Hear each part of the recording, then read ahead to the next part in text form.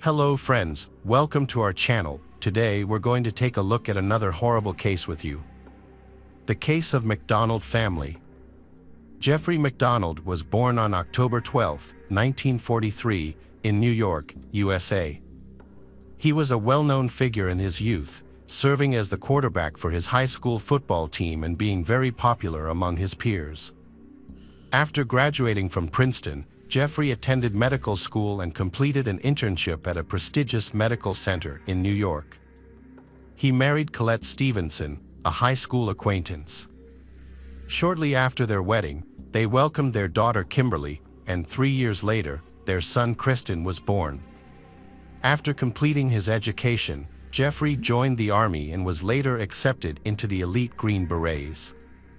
In the next 2 years, Jeffrey was assigned to the Fort Bragg military base in North Carolina.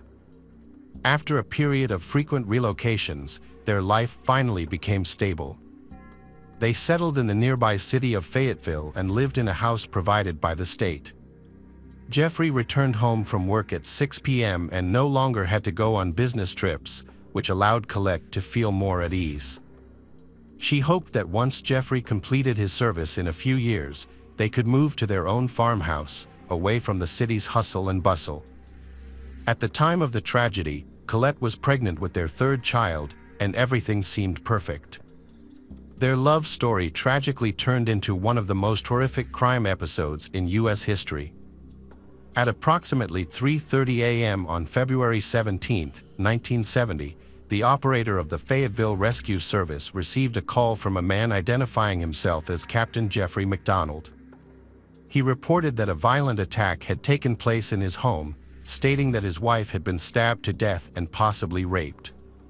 He was unclear about the fate of his children and urged for immediate assistance. The dispatcher quickly dispatched a police car to the scene. As the police were heading to the house, they saw a strange woman standing in the rain at 3:55 a.m., wearing a wide-brimmed hat.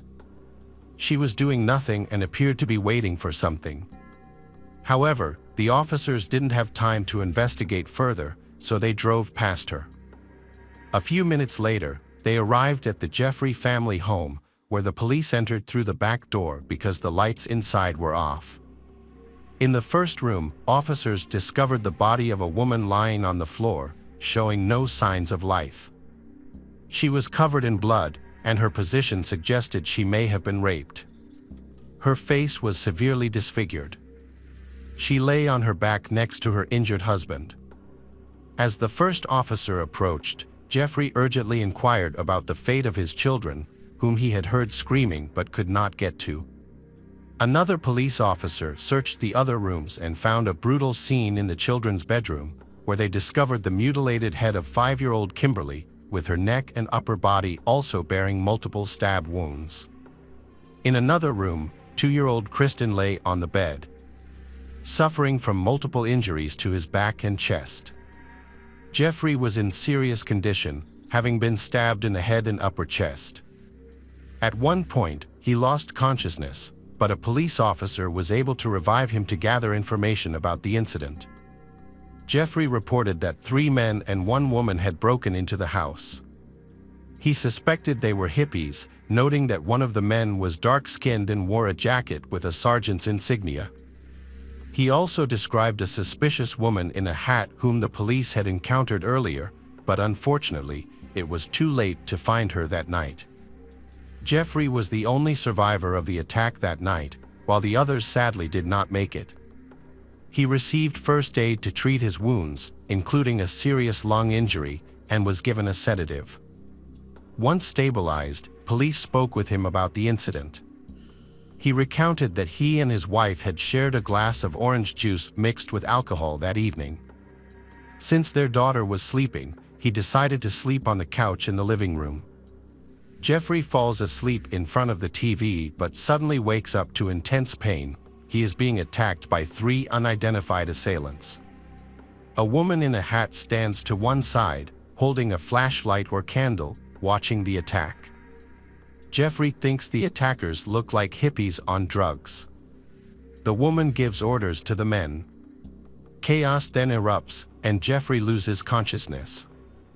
When he regains consciousness, he finds his wife unresponsive. He tries to give her first aid, but to no avail. Desperate to get to his children, he finds himself unable to move due to his injuries, so he calls 911. The Army Criminal Investigation Department sent the most inexperienced police staff to the scene. After examining the area, he concluded that Jeffrey's story was not true. The officer found the story of Jeffrey with the hippies unlikely. He found no evidence that others were present. After this decision, the investigation shifted its focus to proving Jeffrey's guilt. The head of the McDonald family was arrested and Jeffrey was charged with 3 counts of criminal conspiracy. The case quickly turned into a disaster. From the outset, Jeffrey's defense attorneys aimed to assess the professionalism of the police during the search of the house. Through cross-examination, it was discovered that numerous violations had occurred. The procedures used had compromised the integrity of the evidence and the crime scene. The area had been essentially trampled, making it extremely difficult to identify any traces left by the criminals. This situation allowed the defense to argue that the prosecution's conclusion about Jeffrey's involvement in the crimes was incorrect, and that the killers were strangers, hippies. Jeffrey was a devoted family man, a caring father and husband, and a respected professional. As a result, he had many supporters, including colleagues who believed in his innocence. They felt there was no motive for the murder and found it hard to believe he would harm himself just to fake a near-death experience. His grandfather, Freddie Cassap, was so upset that he started a nationwide campaign to prove Jeffrey's innocence. Meanwhile, an article criticized the military justice system for holding closed hearings that excluded the public and the media. The situation did not improve. The trial remained hidden from public view, with more evidence later presented to the Supreme Court highlighting police incompetence. The investigation was sloppy. The ambulance driver tampered with evidence at the scene and even stole Jeffrey's wallet while police were present. An Army doctor compromised crucial evidence, including hair samples needed for comparison. Fingerprints were mixed up with various items such as a phone and a baby bottle. Most of the people involved in the investigation were inexperienced and unprofessional. The number of violations identified continued to grow with each minute of questioning. The investigation received an unexpected tip about a young woman seen on the street in the rain, wearing a wide-brimmed hat. Her name was Helena Stokely. Helena was the daughter of a retired Army officer and had a troubled connection with the criminal world. While she was a police informant, she was also deeply involved in the hippie culture and had been selling illegal substances for many years. The police interviewed Helena and obtained valuable information about her associates. However, serious mistakes occurred during the interrogation. Notably, the police failed to record the conversation, which was necessary for presenting evidence in court.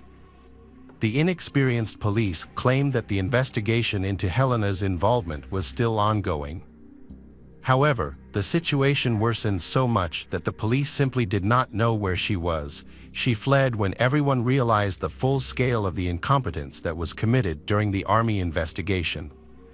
The investigation must start all over again on all issues. Despite this, the military leadership still kept the hearing closed to the media. Meanwhile, one police officer chose to share information with journalists about the mistakes made by the Army Commission of the Armed Forces. This angered the military leadership even more. While everyone else believed he was innocent, the military commission refused to acknowledge their own incompetence. Unfortunately, they held significant power and were unwilling to back down. They asserted that, although there was no clear motive for the crime, Jeffrey might have used substances that could provoke aggression and potentially lead to murder. Contrary to the prosecution's allegations, witnesses began to testify that Jeffrey was a loving husband and father. The defense presented a large body of evidence in support of this view. Furthermore, at the time of the massacre, Jeffrey was in a stable mental state. Only a small amount of alcohol was found in his system, which would not have significantly impaired his judgment or led him to commit such violent acts. Along with friends and family who testified, qualified experts, including a psychiatrist, evaluated Jeffrey and concluded that he was sane and had no homicidal tendencies toward his family. Even the civil police believed that Jeffrey was innocent due to the lack of evidence against him. His mother had to sell their house to afford legal fees. Ultimately, he was cleared of charges due to insufficient evidence. However, this did not stop the Army Commission from reopening the investigation later on. The military police promised to persist in their efforts to convict Captain Jeffrey MacDonald, regardless of the previous investigation's flaws. They believed that their earlier mistakes did not rule out the possibility of Jeffrey's guilt. The situation was not serious and did not significantly affect the outcome. Jeffrey resigned from the U.S. Army.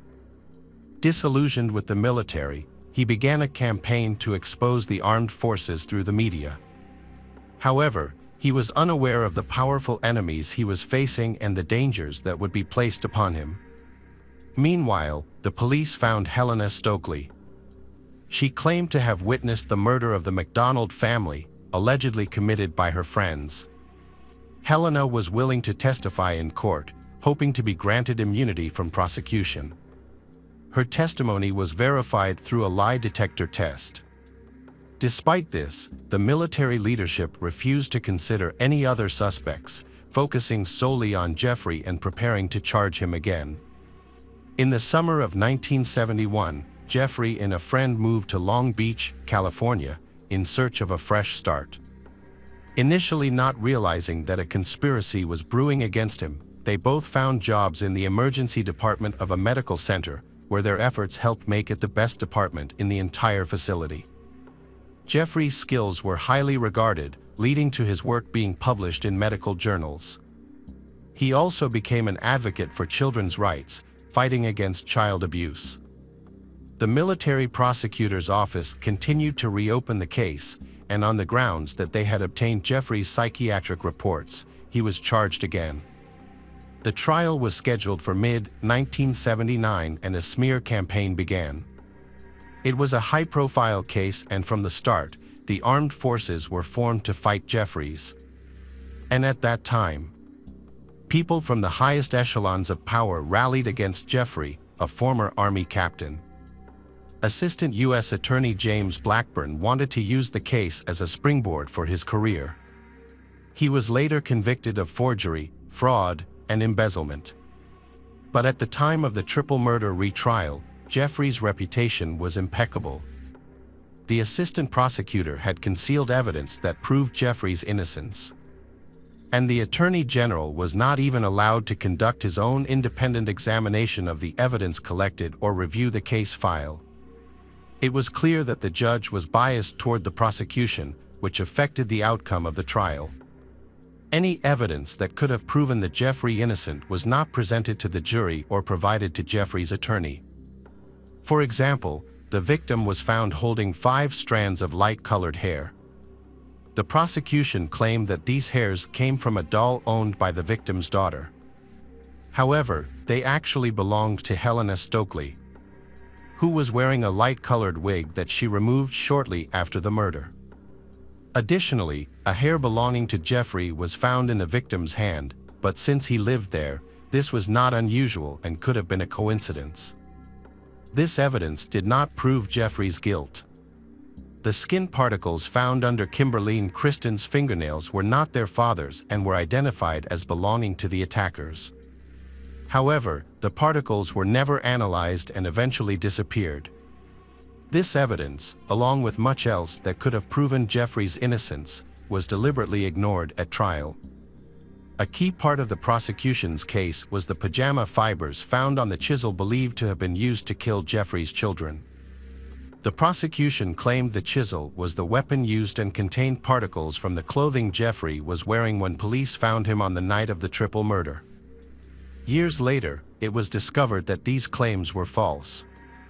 Police found several black fibers on the chisel that matched those found on the bodies of Kristen and Kimberly.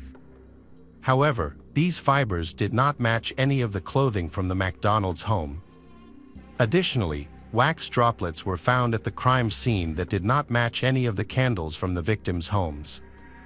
These wax droplets were actually used by Helena Stokely in her rituals.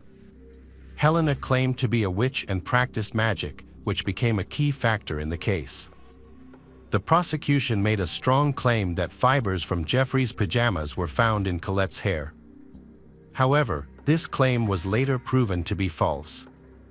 The defense attorney, Jeffrey, was unable to object to this assertion at the hearing because it had never been mentioned before. There were also other false pieces of evidence, including claims of bloody marks on the couple's bed sheets, which the prosecution argued indicated that the husband had dragged his wife's body. It was later revealed that these bloody marks did not exist. Furthermore, the prosecution was unaware of important information at the hearing. Specifically, the prosecution was unaware that Helena Stokely had contacted the FBI in 1978, claiming that she was involved in a triple homicide while she was being treated for depression and had attempted to end her life in the hospital. During the trial, Helena said that on the day of the massacre, she was with her boyfriend Greg Mitchell and some soldiers from Fort Bragg. They were all using drugs, and according to her, they lost control. Helena mentioned that she called the MacDonald family's house late at night to check if everyone was home, but she couldn't remember what happened afterward. The military police then approached her, and she felt so intimidated that during the second trial, she was unable to recount events between midnight and 5 a.m. However, she did acknowledge having a hat and a light wig, which were later destroyed because they could potentially serve as evidence against her. At trial, Helena claimed she had been present at the massacre, holding a candle and muttering strange incantations. However, she maintained that she had not harmed any of the MacDonald family.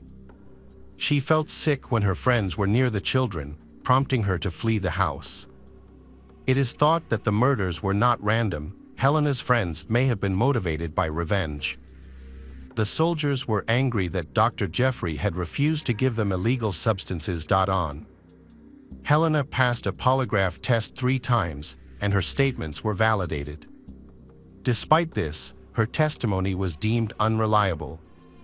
The judge imposed restrictions on providing information about Helena and her soldier friends, which became one of the obstacles for Jeffrey's defense. The defense relied on the psychological profile and personal qualities of the accused to convince the jury of his inability to commit murder. The judge allowed the use of previously collected data, but only if Jeffrey underwent another examination by a psychiatrist. This request was of course a trap, as the psychiatrist had been cooperating with the military for 8 years while the investigation was ongoing. The prosecutor's office, eager to put Jeffrey behind bars for good, asked the doctor to make a finding. After a brief interrogation, the doctor declared Jeffrey a psychopathic murderer. Ultimately, the court refused to allow the use of Jeffrey's previous psychiatric records, which had been obtained from another psychiatrist. Instead, the jury was presented with the new psychiatrist's report, which had a devastating effect on the defense. The prosecution replaced Jeffrey's rosy image with that of a true monster. The jury found Jeffrey MacDonald guilty of murdering his wife, Colette, and their 2 children, Kimberly and Kristen. Sentenced him to 3 life terms. Even with this, the revenge of the military police leadership was not over.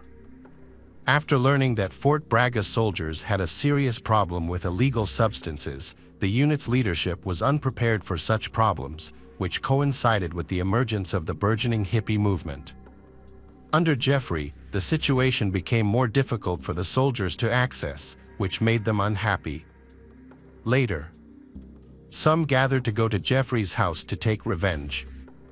Helena's guilt was unquestionable. Even her husband, whom she married in the 80s, believed she was involved. He thought she hadn't committed murder but was likely a witness the incident. Helena shared many details about the crime scene that had never been made public at the time. The girl was present in MacDonald's house on that fateful night, and this is well established. She underwent 3 polygraph tests, all supporting her account of being there. Her testimony was also recorded on video. According to her, when they entered the house, they forced Jeffrey to write a prescription for Zach, which led to a fight that resulted in the murder of Jeffrey's family members. Jeffrey was left alive, turned into a martyr. The criminals wrote death to all pigs on the wall, likely trying to imitate Charles Manson, who was widely known at that time. Helena passed away at the age of 30 due to complications from liver disease. This incident occurred in 1970, and Helena's testimony was recorded with the judge's approval. At the time of the triple murder, her boyfriend, Greg Michel, was a soldier struggling with post-traumatic stress disorder after returning from Vietnam. As a result, he started using drugs heavily and had to enter treatment once more due to his addiction. He later admitted to a friend that he was involved in the McDonald family's murder. At the crime scene, several pieces of evidence were collected, including Greg's blood and hair samples. It was noted that he was left-handed, and an independent expert determined that the knife wounds were likely made with the left hand. Additionally, he had liver issues, which prevented him from testifying during the trial. Jeffrey McDonald's fatal mistake was befriending writer Joe McGinnis. They met just before his retrial, and Jeffrey asked Joe to write a book about his case. Jeffrey believed this would give him an advantage in the upcoming hearings. Jeffrey then allowed Joe to attend all of the meetings in detail. In return, Jeffrey received a portion of the book's advance from the publisher and agreed not to contest the book's contents. The friendship between the two men grew stronger. Joe supported Jeffrey and convinced him that Joe was still defending Jeffrey's innocence. However, Joe eventually betrayed Jeffrey by portraying him as the true monster in his book. From private conversations, Joe discovered that just before the triple murder, Jeffrey had taken diet pills, which were quite strong at that time. Although this was an isolated incident, Joe exaggerated the situation, suggesting that Jeffrey was taking 3 pills daily, which could have led to a serious overdose. Joe claimed this was the cause of Jeffrey's anger and violent behavior towards his family. He even pointed to a specific incident. Jeffrey's daughter had wet his side of the bed. In a normal family, the father would not react angrily to such an incident, but Joe saw it as the reason why Jeffrey, the man who was supposed to love his family, lost control. Joe believed that, under the influence of drugs, he had gone psychotic and ended up killing an entire family. However, a toxicology test found no drugs in Jeffrey's system, only a small amount of alcohol. During the trial, Joe said he had changed his mind about Jeffrey's guilt, believing it was more financially beneficial to Jeffrey. The controversial book did significant damage to Jeffrey's reputation. As a result, support for Jeffrey's innocence dwindled. However, Jeffrey successfully sued the book's author for libel. In August 1980, Jeffrey filed a lawsuit seeking millions in damages. After several hearings, the court awarded him $325,000. While most of the compensation was placed in a trust, Jeffrey retained the right to continue his fight for justice against the author. Jeffrey's story resonated with many people. Several well-known lawyers believed in his innocence and volunteered their services to help secure his acquittal. Despite their efforts, numerous appeals were rejected in 1989. However, during the trial and the review of the court's decision, new evidence emerged that supported Jeffrey's claim of non-involvement in the triple murder, including results from examinations. Unfortunately, the same judge presided over the proceedings. This judge continued to hinder the defense team, demonstrating a lack of impartiality throughout the case. A significant breakthrough during this time was the advent of new DNA testing technologies that allowed Jeffrey's defense team to conduct their own analyses. Sadly, at this stage, the judge repeatedly obstructed the lawyers' efforts to seek justice. Information about Helena Stokely finally emerged. A video of her testimony was made available to the lawyers. By this point, Jeffrey, the wrongfully convicted man, had spent 20 years in prison but had never stopped fighting for his freedom. Meanwhile, the military prosecutor's office continued to resist, attempting to dispute all the new evidence. Additional witnesses were found, some of whom had been intimidated and coerced into supporting the prosecution. Stokely, the MacDonald family's nanny, admitted to the prosecution that she had been at the MacDonald's home during the murders. She also revealed that the prosecution had threatened to prosecute her if she testified in court, which discouraged her from speaking out. Prosecutor Blackburn was eventually convicted of several charges, including forgery, theft, and embezzlement, and was remanded in custody in January 2006. New evidence came to light, suggesting a possible retrial. First, a videotaped confession by Helena Stokely was made public, followed by the release of evidence supporting Stokely's claim. DNA testing showed that hair and tissue found on the victim did not match anyone known and belonged to a stranger.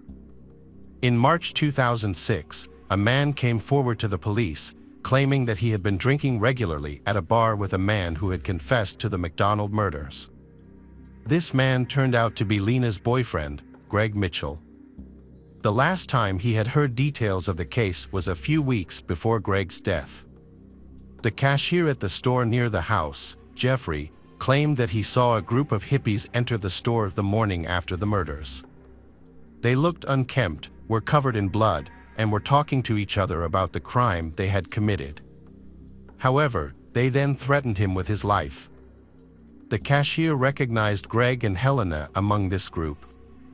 An employee at the rehabilitation center where Greg Mitchell was treated also claimed that he had repeatedly confessed to her that he had killed the Jeffrey MacDonald's wife and children, even writing his initials on the wall of the center.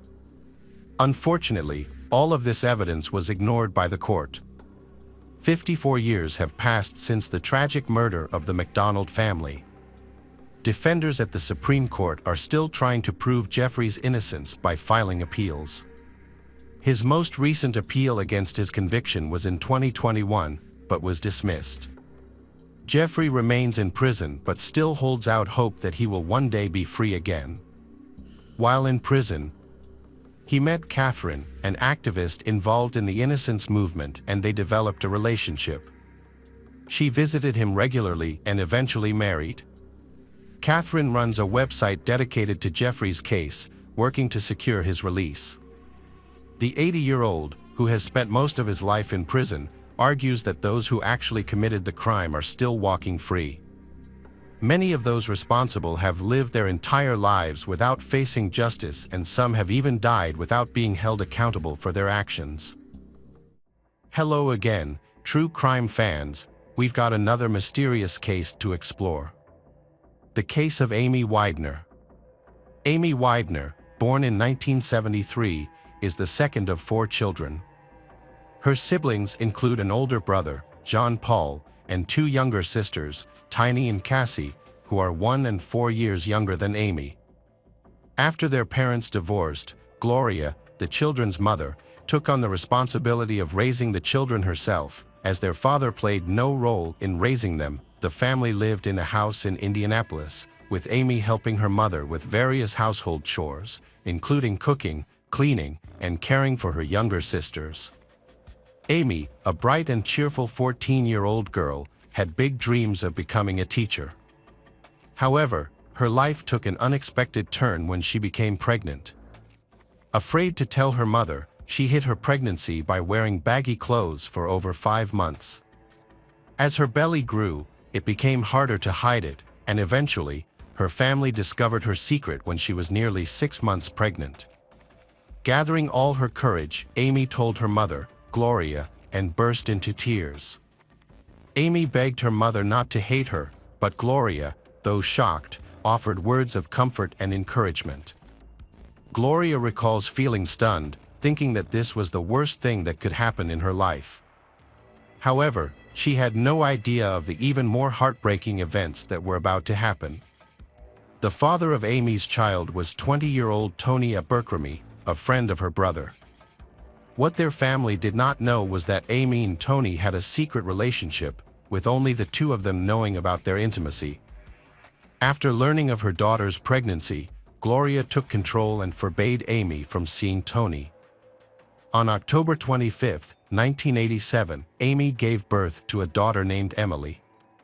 Amy started school again just 6 days after giving birth. Her mother, Gloria, strongly supported Amy's return to school by taking care of Emily, allowing Amy to focus on her studies. Gloria also made sure that Amy had time to socialize with friends and live a normal teenage life.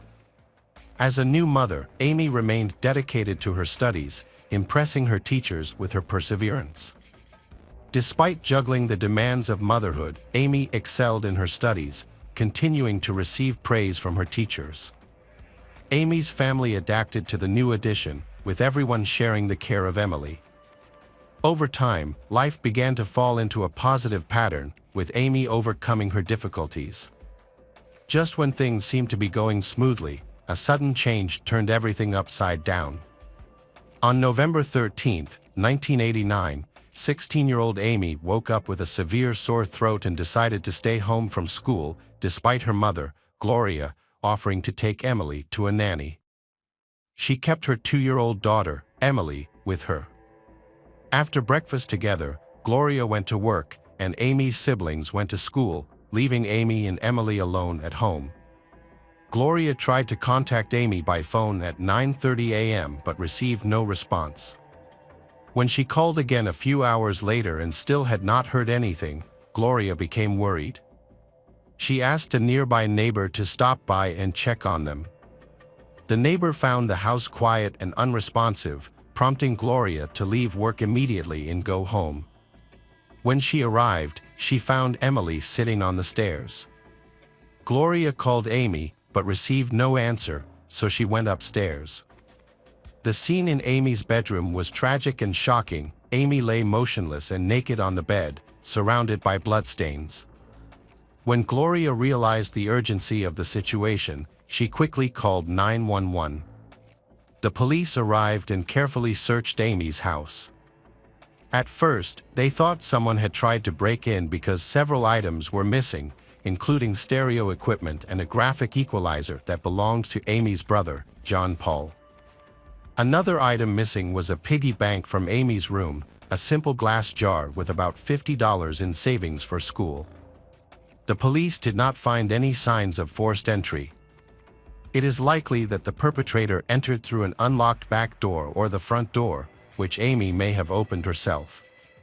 In Amy's room, the police found key evidence, a bloody handprint on the wall and several strands of hair, likely belonging to the attacker. The medical examiner determined that Amy had been hit in the head with a sharp object, sexually assaulted, and then strangled. Amy's 2-year-old daughter, Emily, may have witnessed these events. Fortunately, Emily was found unharmed. Due to Emily's young age, the police attempted to communicate with her and gather any information she had. To create a more comfortable environment, they used finger puppets to gently question Emily about the events. During the interaction, Emily mentioned that her mother seemed very angry that day. Unfortunately, Emily did not provide any further details. To aid in their investigation, the police collected evidence, including a section of the wall with the attacker's bloody handprint, as well as the victim's clothing and bedding at the crime scene. During the investigation of Amy's case, the police spoke to her family, friends, and neighbors to gather information. One of the people they interviewed was Amy's 17-year-old brother, John Paul. Police initially suspected him, but he had an alibi and no evidence linking him to the case. Another person of interest was Tony Abercrombie, Amy's ex-boyfriend and the father of her child. He denied any involvement in her murder and expressed his deep feelings for Amy. Tony had a credible alibi at the time of the murder. Police also investigated Troy Jackson, who lived next door to Amy. Although he claimed he had nothing to do with the murder, he knew that a stereo system had been stolen on the day of the murder.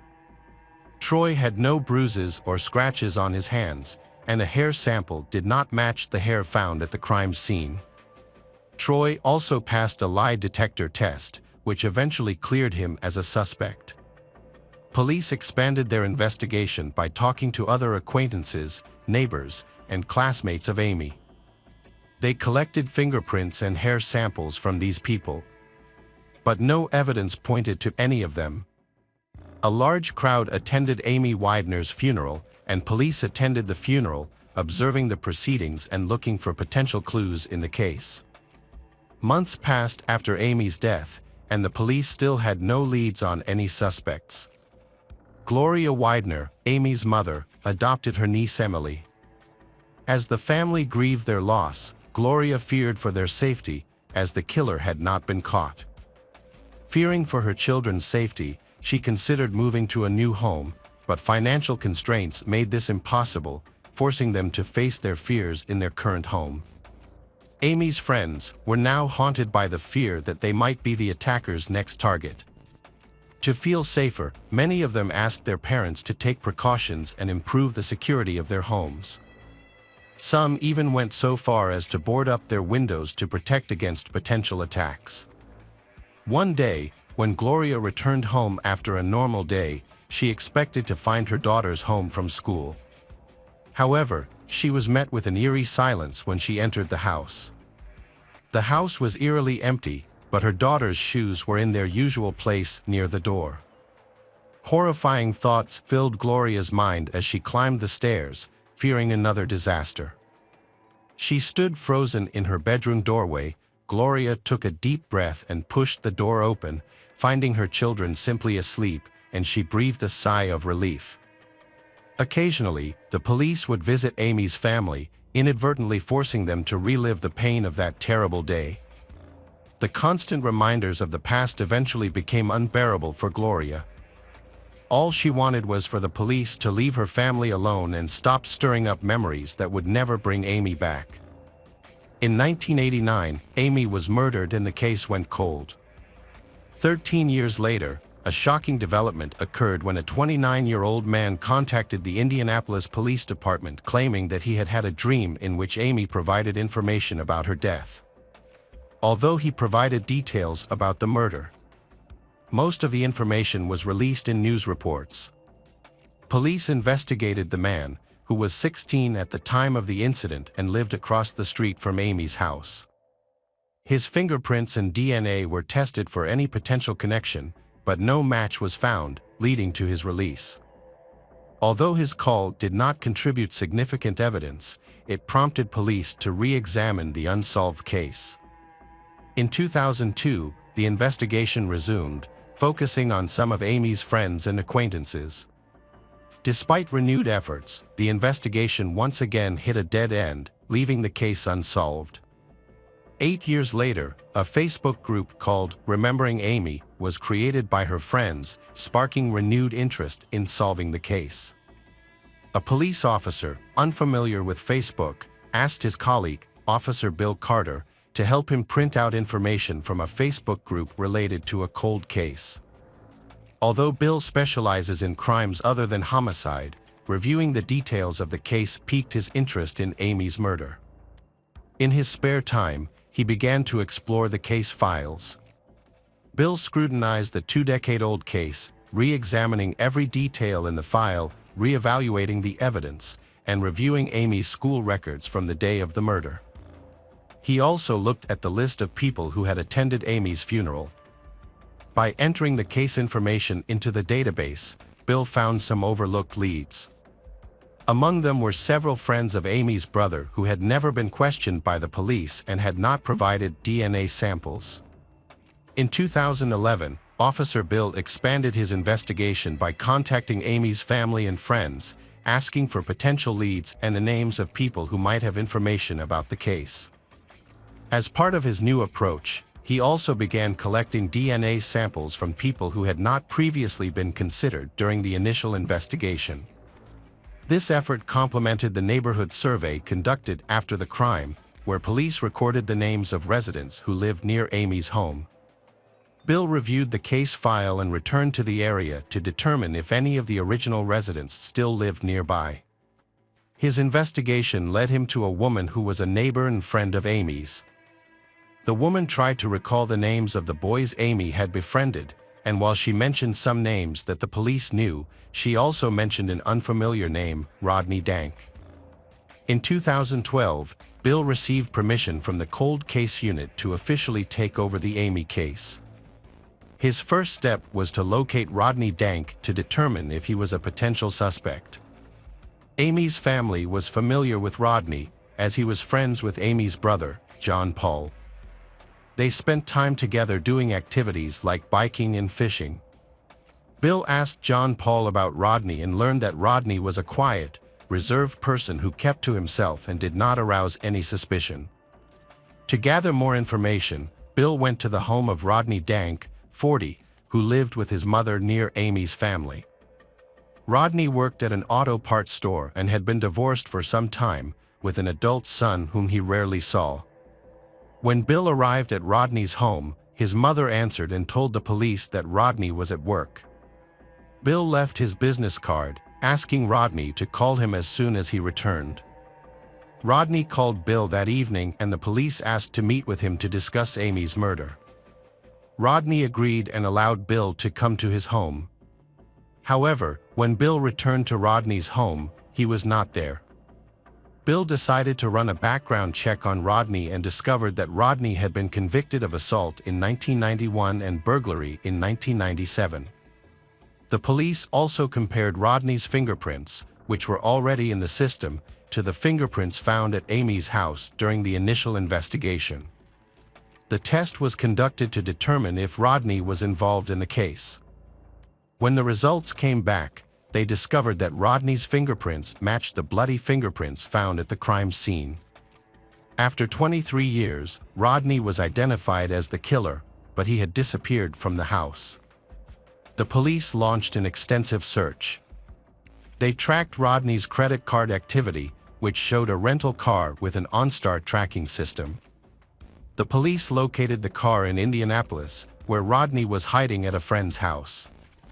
When surrounded by police, Rodney brandished a knife and claimed his innocence, injuring himself. He attempted to attack the police but was subdued with a taser, handcuffed, and taken to hospital. During a 2-day hospital interrogation that was captured on camera, Rodney confessed to Amy's murder. He said his original intention was to rob, not anticipating Amy's presence due to her illness. Rodney described entering the house through a sliding glass door, where he was suddenly confronted by a panicked Amy. In his panic, he grabbed the nearest object and hit Amy in the head, killing her. As he recounted the events of the next 2 days, Rodney repeatedly mentioned that his memory of the incident was hazy, blaming the 23 years that had passed since the crime. Rodney's account of his actions was inconsistent and he initially mentioned visiting Amy's house with someone called Bag. However, he could not recall many details about this person, including their appearance. When asked about Emily, Rodney stated that he did not see her during the incident and did not know that she was in the house or that she had called for help. Throughout the interrogation, Rodney remained calm. Rodney's DNA was collected and matched with semen found on Amy's bedsheets and blankets in 1989. Fingerprints and semen found at the crime scene were both confirmed to be Rodney's, with no indication that anyone else was involved. When Rodney was revealed as the killer, Amy's family was shocked. They were baffled how Rodney, who was quiet and unassuming, could have committed such a crime. Rodney was friends with Amy's brother John Paul and often visited their home, which was across the street from his. Even more remarkable was that Rodney attended Amy's funeral, where he mourned her death and offered his condolences to her mother, Gloria. Police Bill later found Rodney's signature in Amy's funeral book, a detail that had previously been overlooked. Reinvestigating the case led Bill to a crucial discovery. Rodney's name was first mentioned by Tony, Amy's ex-boyfriend and Emily's biological father, in 2003. Tony revealed that Rodney had frequently visited Amy's family home. Bill realized that Rodney had somehow escaped notice in 1989 and had never been suspected or questioned at the time. Further investigation into Rodney's background in 2012 uncovered a disturbing fact. His biological son, Dylan, was in prison for a crime committed in 2009. Dylan was 16 when he killed his biological mother, Mary McHenry. He claimed that he had acted in response to her abuse, using a baseball bat to inflict the fatal wounds. Mary died of her injuries. Dylan turned 17 just days after the incident, leaving behind a tragic and heartbreaking case.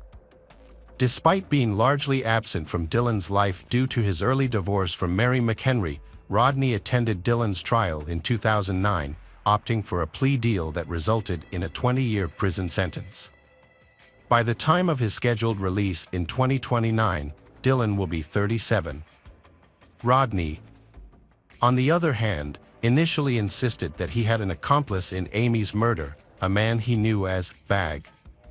However, in June 2013, just 10 days before his trial was due to begin, Rodney, then 42, recanted his earlier confession, admitting that he had acted alone in Amy's murder. Rodney's sudden confession, combined with the substantial evidence against him, led to his 65-year prison sentence in 2013. Amy's family held a meeting with Detective Bill Carter after Amy's case was solved. To mark the 24th anniversary of her death, they released 24 balloons into the air, expressing their gratitude for Detective Bill's crucial role in solving the case. The family thanked him for his efforts, especially for identifying Rodney as the killer after just 12 days of investigation. Police officer Bill Carter received a prestigious award from the Indianapolis Police Department in January 2014. Although he was offered a position in the Homicide Bureau, he chose to stay in his current position. Years later, Amy's daughter, Emily, has grown up. She graduated from her mother's alma mater and then went to college, looking for new opportunities. Eventually, Emily moved from Indianapolis to California. Gloria still lives in the house where her daughter, Amy, tragically died. She has kept Amy's room as a memory of her, with photos still on display. Now, the room is also where Gloria's grandchildren play when they visit for the holidays, bringing joy and new life to a space once filled with sadness and loss. Hi everyone, thanks for returning. Let's unravel another perplexing mystery. The case of Alyssa Burkett. Alyssa Burkett was born on December 31, 1995, in Mosquito, Texas, to Teresa and Burkett and Joshua Forey. She has 3 older sisters, Nikki, Madison, and Taylor, and 2 older brothers, Landon and Tyler. Alyssa showed creative talent from a young age. At the age of 7, she dreamed of becoming a fashion designer and even made her own clothes. Her grandfather, Russell Forey, a musician, encouraged Alyssa's passion, and at the age of 13, Alyssa decided to change her career path and pursue a career in law. Russell supported Alyssa's decision. After graduating from Royce City High School, Alyssa enrolled in a local college. When she was 18, Alyssa met a boy named Andrew Bird. He was 9 years older than her and seemed to be a mysterious bad boy. Despite her family's objections, Alyssa began pursuing Andrew. The relationship was unstable and complicated. Andrew did not work and relied on Alyssa for support. However, Andrew was very possessive, constantly monitoring Alyssa's every move.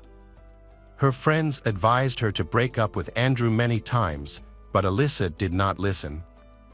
In January 2019, 23-year-old Alyssa discovered that she was pregnant with Andrew's child.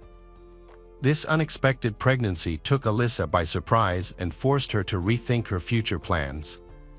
Alyssa suspected that Andrew would not be a good father in the future, so Alyssa decided to break up with Andrew and raise her daughter on her own. Alyssa dropped out of college because of her pregnancy. On December 31, 2019, her 24th birthday, Alyssa gave birth to a healthy baby girl and named her Willow. Despite the challenges ahead, Alyssa is still trying her best to be a good mother. Alyssa often shares family photos on social media platforms. People close to Alyssa describe her as outspoken, energetic, kind, and has a bright smile. Alyssa has worked hard to earn money to take care of her daughter. She is working at Green Tree, a residential real estate company. With the support of her family, especially her grandparents, Alyssa tried to give her daughter a peaceful childhood while staying away from Andrew because she considered him unreliable. However, Andrew refused to give up. He initiated a fierce legal battle to gain custody of Willow, asserting that Andrew would achieve his goals at all costs and nothing could stop him. In April 2020, just 4 months after Willow was born, a woman named Holly Elkins, 22, appeared in Andrew's life. Holly Elkins quickly moved in with Andrew and began planning their life together. Holly Elkins saw Alyssa as a rival and sought to eliminate her from Andrew's life. Alyssa considered herself the best mother for Willow. She began to feel the growing threat from Andrew and his fiancée Holly Elkins. Friends advised Alyssa to be cautious and prepare for the worst. Little did Alyssa know that her life was about to be seriously threatened. As soon as Andrew Bird and Holly Elkins began dating, they immediately launched a plan to bring Alyssa down. Their goal was to ruin Alyssa's reputation and take away Alyssa's custody of their child in order to gain custody of Willow. In text messages, Holly Elkins openly expressed her desire to eliminate Alyssa. Holly Elkins wrote to Andrew that Alyssa was controlling him, making him prioritize Alyssa, and demanding that Andrew show subservience to Alyssa. Holly Elkins viciously criticized Alyssa, calling her a liar, stupid, and a bad mother. Holly Elkins encouraged Andrew to take action against Alyssa, claiming that Alyssa was hindering their family happiness with Willow. Holly Elkins and Andrew installed a GPS tracking device on Alyssa's car to monitor her every move. Holly Elkins then anonymously called 911, falsely reporting that Alyssa was driving erratically in order to discredit her with the police. On another occasion, Holly Elkins went to the police station and falsely accused Alyssa of attacking her. To prove this story, Holly Elkins scratched her chest. The couple also hired a private investigator to find evidence against Alyssa and her new boyfriend. However, the detective did not find any evidence that could incriminate Alyssa, but Holly Elkins and Andrew did not give up. In September 2020, Holly Elkins and Andrew hid drugs and unregistered weapons in Alyssa's car and anonymously reported that Alyssa was trafficking drugs from her car.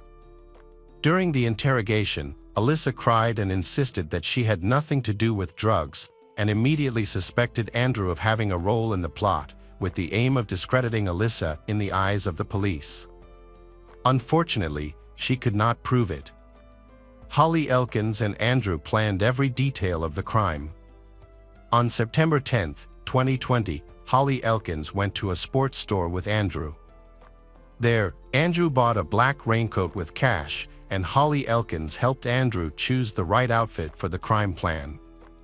On September 14, Holly Elkins went to a pharmacy and bought dark foundation and other cosmetics to disguise Andrew. On September 19, Holly Elkins and Andrew stopped by a hardware store where they bought shotgun shells and a large Camillus knife.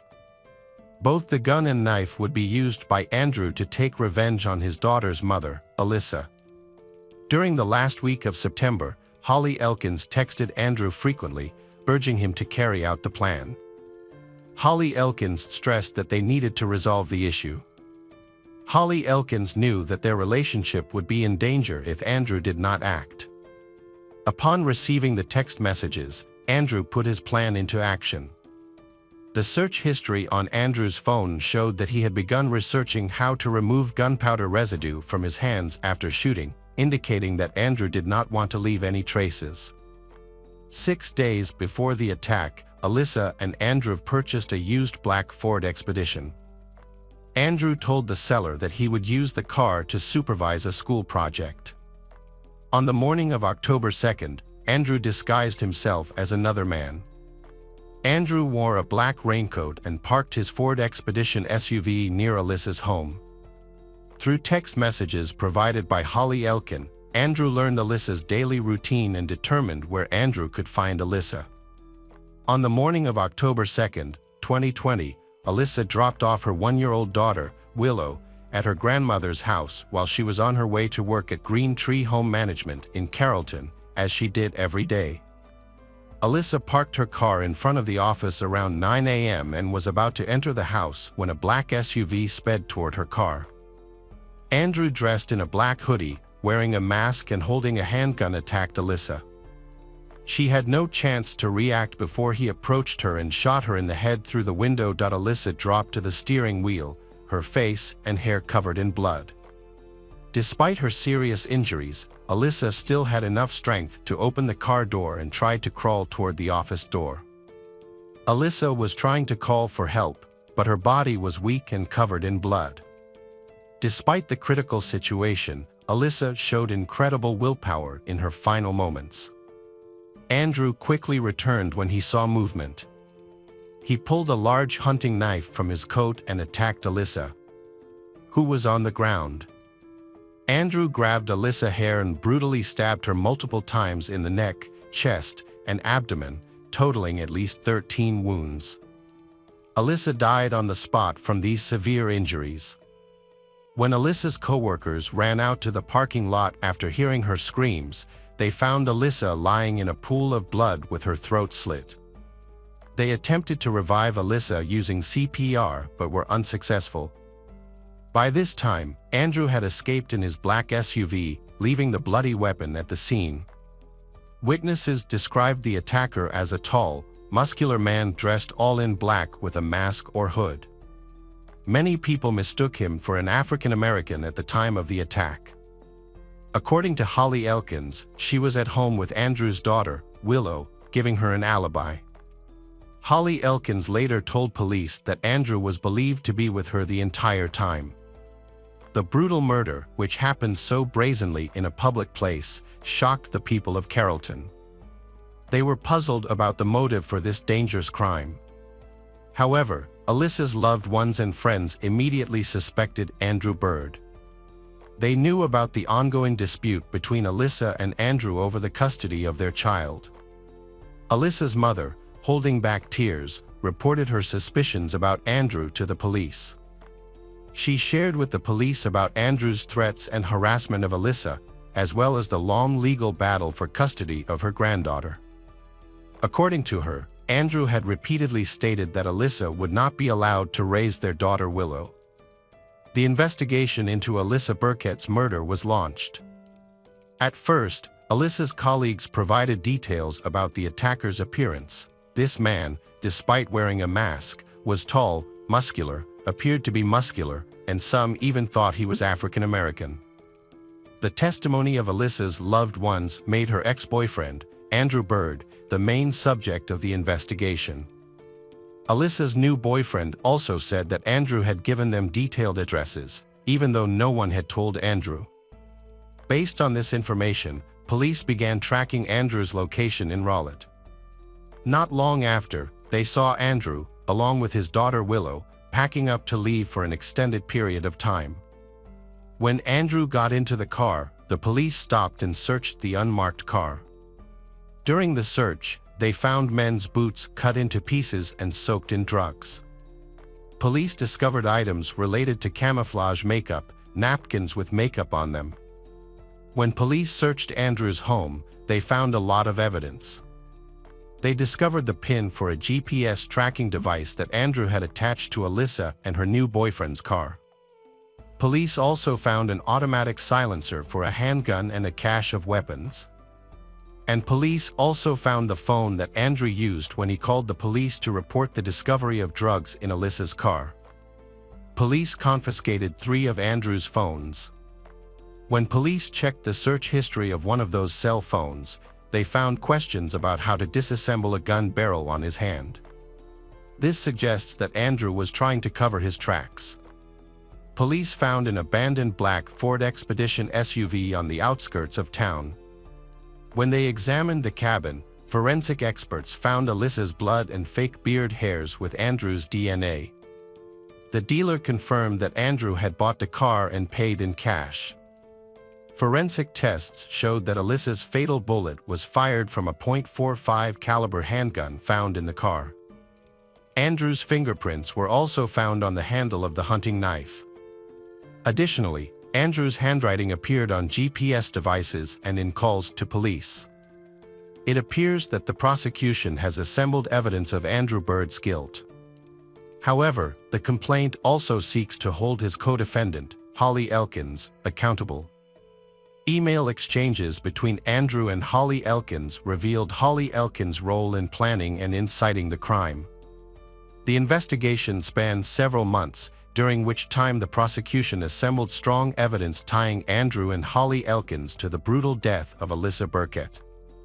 In June 2022, the Alyssa Burkett murder trial began, nearly 2 years after the tragedy.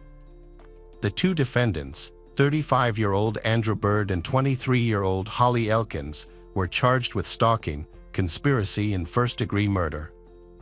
A key witness was Christopher Mayo, Alyssa's new boyfriend at the time of her death. Christopher Mayo told the jury what had happened over the course of several months, including the arguments and troubles they had endured. Christopher Mayo recalled numerous occasions when Alyssa expressed to him her fear that Andrew would harm her. Christopher Mayo witnessed Andrew's frequent threats over the phone, along with lies that damaged Alyssa's reputation with social services and the police. In addition, Christopher Mayo believed that the person directly directing all of the above actions was Holly Elkins. Alyssa's co-workers and friends shared her grief. Before her death, Alyssa shared with her co-workers and friends her fear of Andrew and the feeling of being constantly watched. Alyssa even told a friend that if anything happened to her, Andrew would be the one to do it. Forensic experts presented the jury with a large amount of physical evidence linking Andrew Bird to the crime scene. The evidence included Andrew's DNA and fingerprints on the murder weapon, as well as gunpowder residue and camouflage in his home and car. And evidence of email exchanges between Andrew and Holly Elkins, indicating they had planned the crime together. Andrew's defense argued that his actions were unintentional and not premeditated.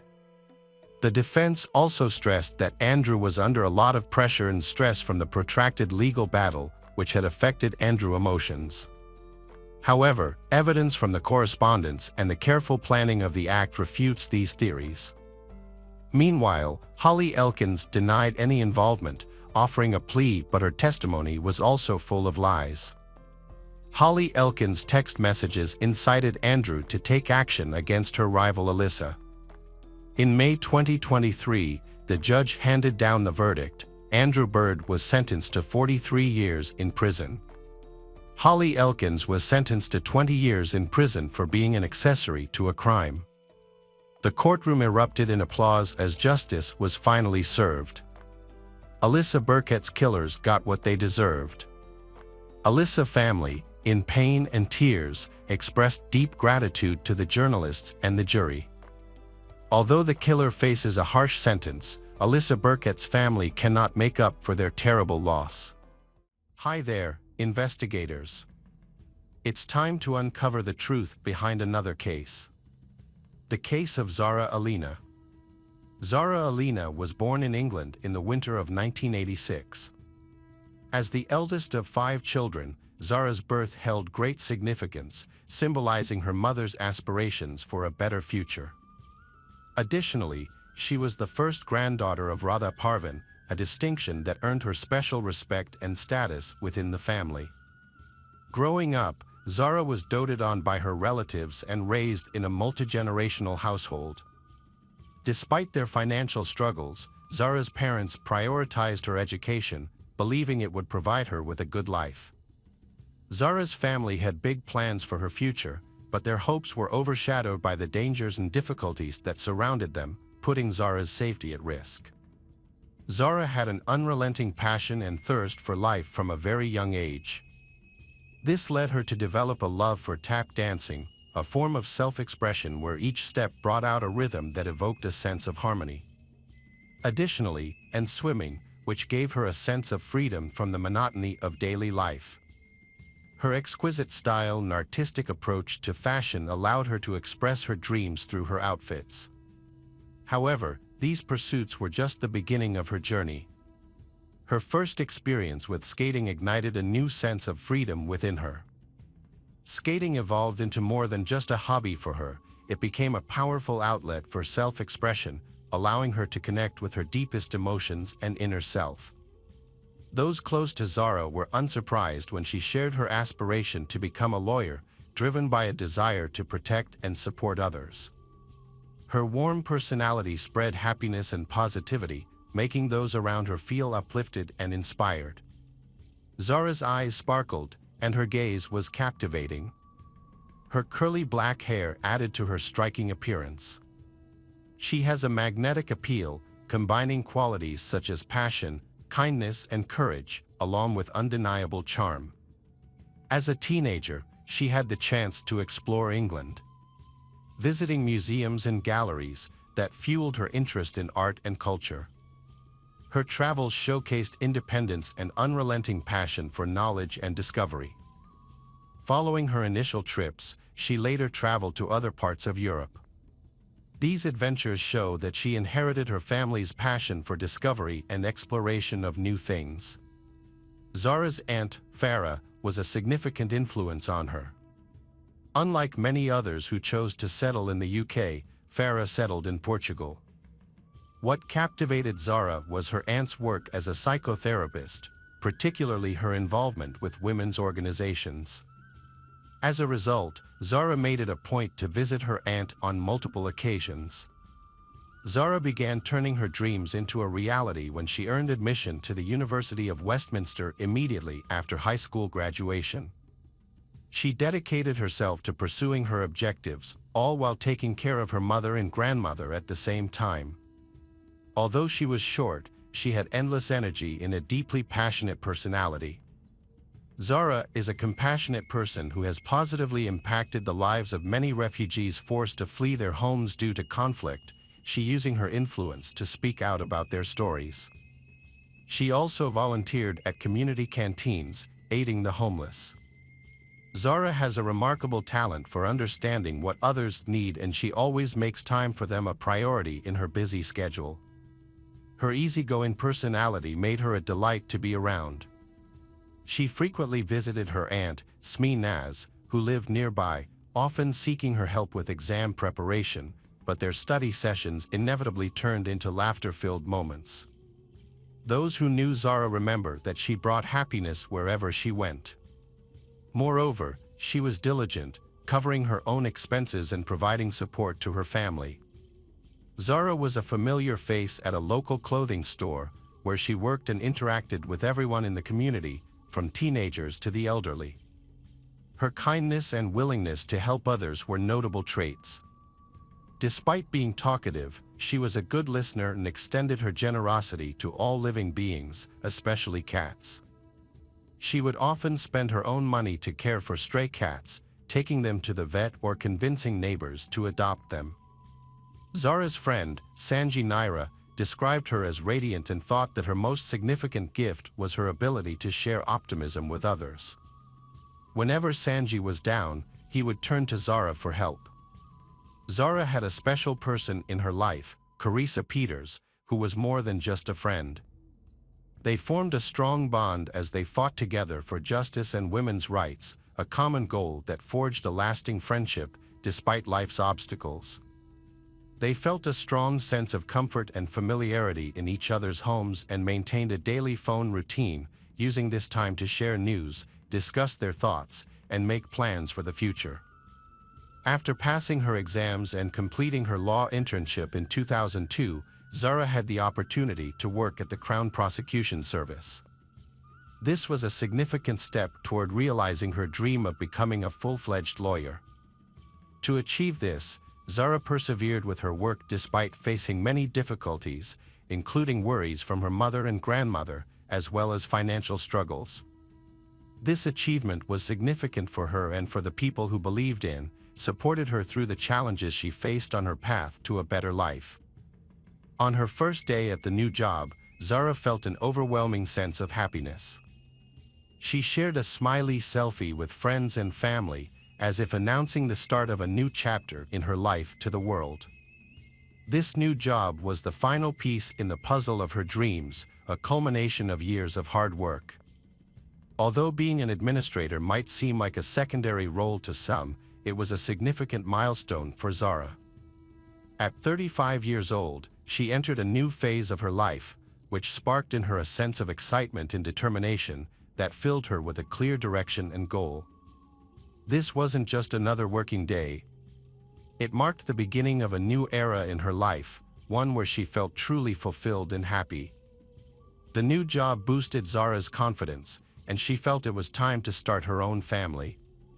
She envisioned her children living happy, protected lives filled with love and harmony.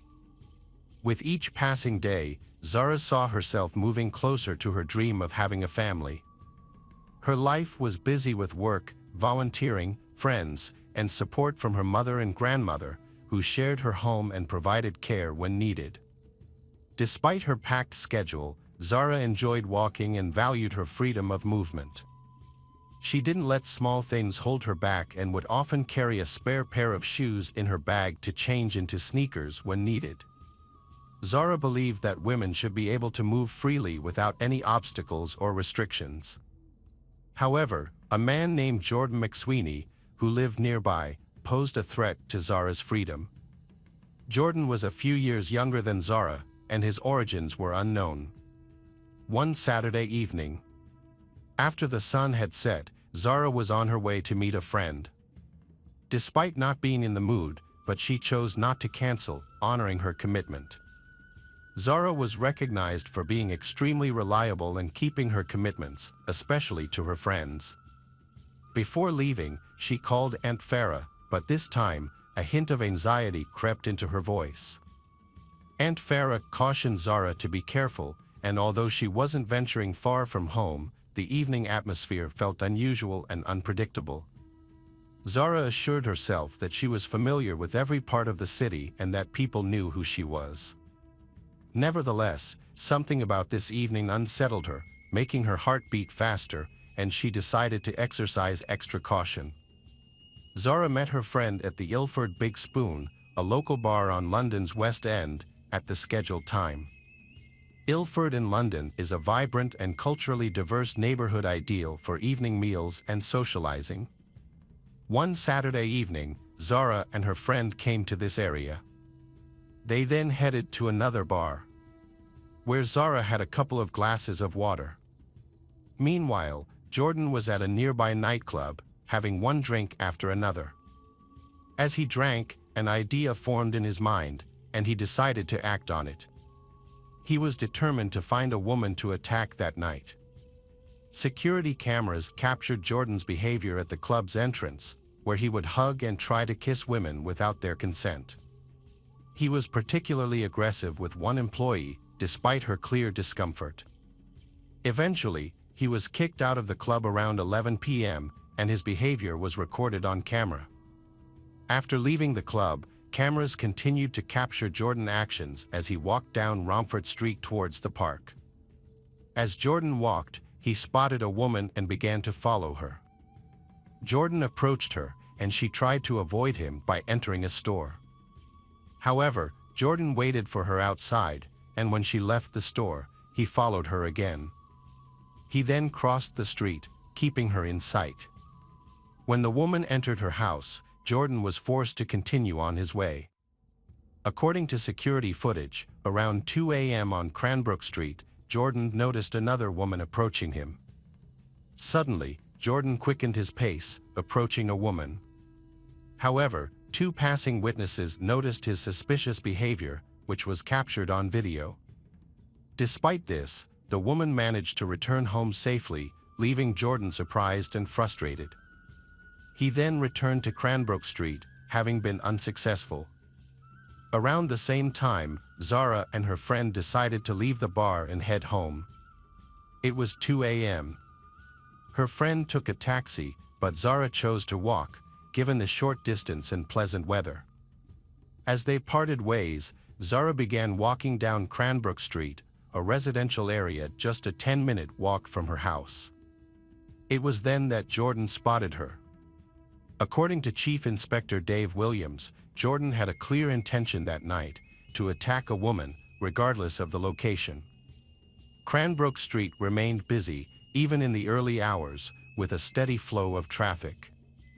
Jordan had a history of offenses dating back to 2006 to 2009, for which he was sentenced in a Kent juvenile court at the age of 13. In August 2010, at the age of 17, he was found guilty of assaulting a girl, causing her to suffer a swollen eye. He received a 4-month detention and correction period as a result. 11 years after his initial offense, Jordan committed another crime against a woman, resulting in a 3-year ban from approaching her, either directly or indirectly. By 2010, he had a total of 28 convictions for 69 different offenses. These offenses included theft, assault on both police officers and the general public, motor vehicle theft, traffic infractions, committing crimes while out on bail, and shoplifting. Jordan used a social media platform to boast about his extensive collection of weapons and glorify a life of crime. He shared various photos and quotes, as well as fake images claiming the FBI was searching for him. After being imprisoned for crimes including criminal damage, racially aggravated harassment, and carrying a bladed weapon, Jordan was released on parole on June 17, 2022. One of the conditions of his parole was to regularly meet with his assigned parole officer. Following his release, Jordan resided in a van on St. Valentine Street, located in a 130-acre park in the Gun Hill area of London's Redbridge district, the largest green space in the region. Jordan broke all the rules of his parole and missed 2 scheduled meetings with his parole officer. As a result, the authorities decided not to show him any mercy. On June 22, 2022, the parole service started the process to send Jordan back to prison, but they didn't notify the police until 2 days later. On the morning of Saturday, June 25, 2022, police went to his mother's house to arrest him, only to find he was not there. In the early hours of June 26, 2022, a horrific crime occurred in Ilford. Zara was discovered on the sidewalk, displaying signs of abuse, with her belongings scattered around her. Her body showed evidence of severe injuries, her clothes were torn, and her eyes indicated a desperate struggle for survival. A passerby immediately recognized the gravity of the situation and began administering chest compressions and CPR in an attempt to save Zara's life. Despite the efforts of passers-by and emergency medical responders, Zara's injuries proved too severe. She fought for her life but ultimately passing away at 9:58 a.m. on Sunday. At approximately 11 a.m., security cameras in the park captured Jordan disposing of evidence, including his clothes, with an air of indifference and calmness. This behavior suggested that the act of violence was premeditated rather than random. The police swiftly responded and visited Zara's grandmother, asking her to identify her granddaughter from video footage taken at the bar. Upon confirmation of Zara's identity, the police informed her grandmother about the incident. Zara's uncle Kasim then contacted other family members, including Aunt Farah in Portugal, to break the news. Farah recalled receiving the distressing call on Saturday night, which prompted her to immediately travel to London. The family was deeply shocked and struggling to cope with the intense sadness of Zara's passing. Concurrently, detectives initiated an investigation in the area where Zara's body was found. They began by gathering footage from surveillance cameras to reconstruct the attacker's movements. The combination of video evidence and bloody fingerprints discovered near the crime scene enabled the identification of Jordan as the primary suspect. Utilizing a video surveillance system, the police tracked Jordan's location and obtained images of him. Inspector Dave dispatched an officer to Gun Hill to verify if anyone recognized Jordan. The operation yielded swift results, as Jordan was found sleeping in his van shortly thereafter. The authorities immediately arrested Jordan, who was found with blood-stained clothes and shoes that he was trying to dispose of. Despite lengthy interrogations, he refused to speak or reveal any information about himself. Meanwhile, new video footage emerged, allowing police to piece together the incident surrounding the crime. The incident led parole officer Justin Russell to criticize the handling of Jordan's case, highlighting a series of errors. Jordan has a criminal history dating back to the age of 16 and has been in prison several times, making him a subject at high risk of committing a crime. After being released from detention, he missed several scheduled supervision appointments. Authorities failed to take prompt action to return him to prison. Zara's family described the last few days as incredibly shocking, acknowledging that their loss was irreparable. However, in the face of such grief, they were touched by the warmth and kindness people have shown. The family faced a significant amount of work and needed to find the strength to cope. Aunt Farah took charge of communicating with the media and meeting with the police. Even though they were dealing with their own shock and grief, the family understood that taking control of the situation was crucial to protect Zara from possible accusations by some media outlets. A preliminary hearing for the Jordan case occurred on July 1, 2022.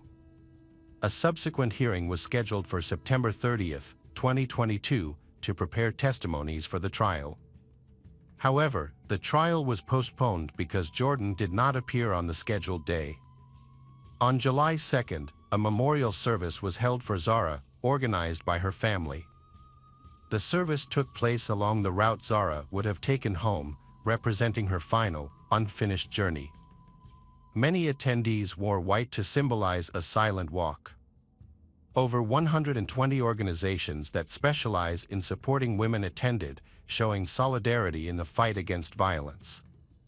These organizations collaborated with Zara Alina's family and publicly pushed for justice and accountability. They stressed that it's crucial to address violence against women and stopping perpetrators from committing such acts. During a preliminary hearing at East London Court in Walthamstow, crime scene investigator Nadia Persat testified. She stated that local police officers could have done more to locate Jordan before he attacked Zara. Persat believes the jury should investigate this matter further. On November 16, 2022, Jordan failed to appear at the hearing, despite being informed that his attendance was mandatory. As a result, a video call was arranged, during which he pleaded guilty.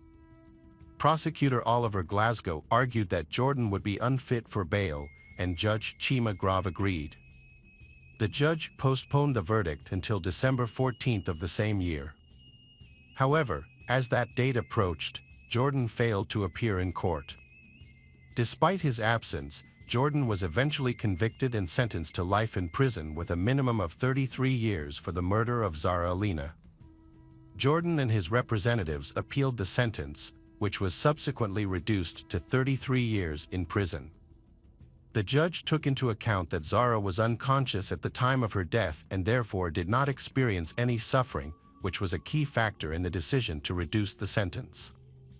For months after the incident, it was revealed that Jordan had a personal relationship with a 32-year-old woman who worked at the Belmarsh Correctional Facility in South London.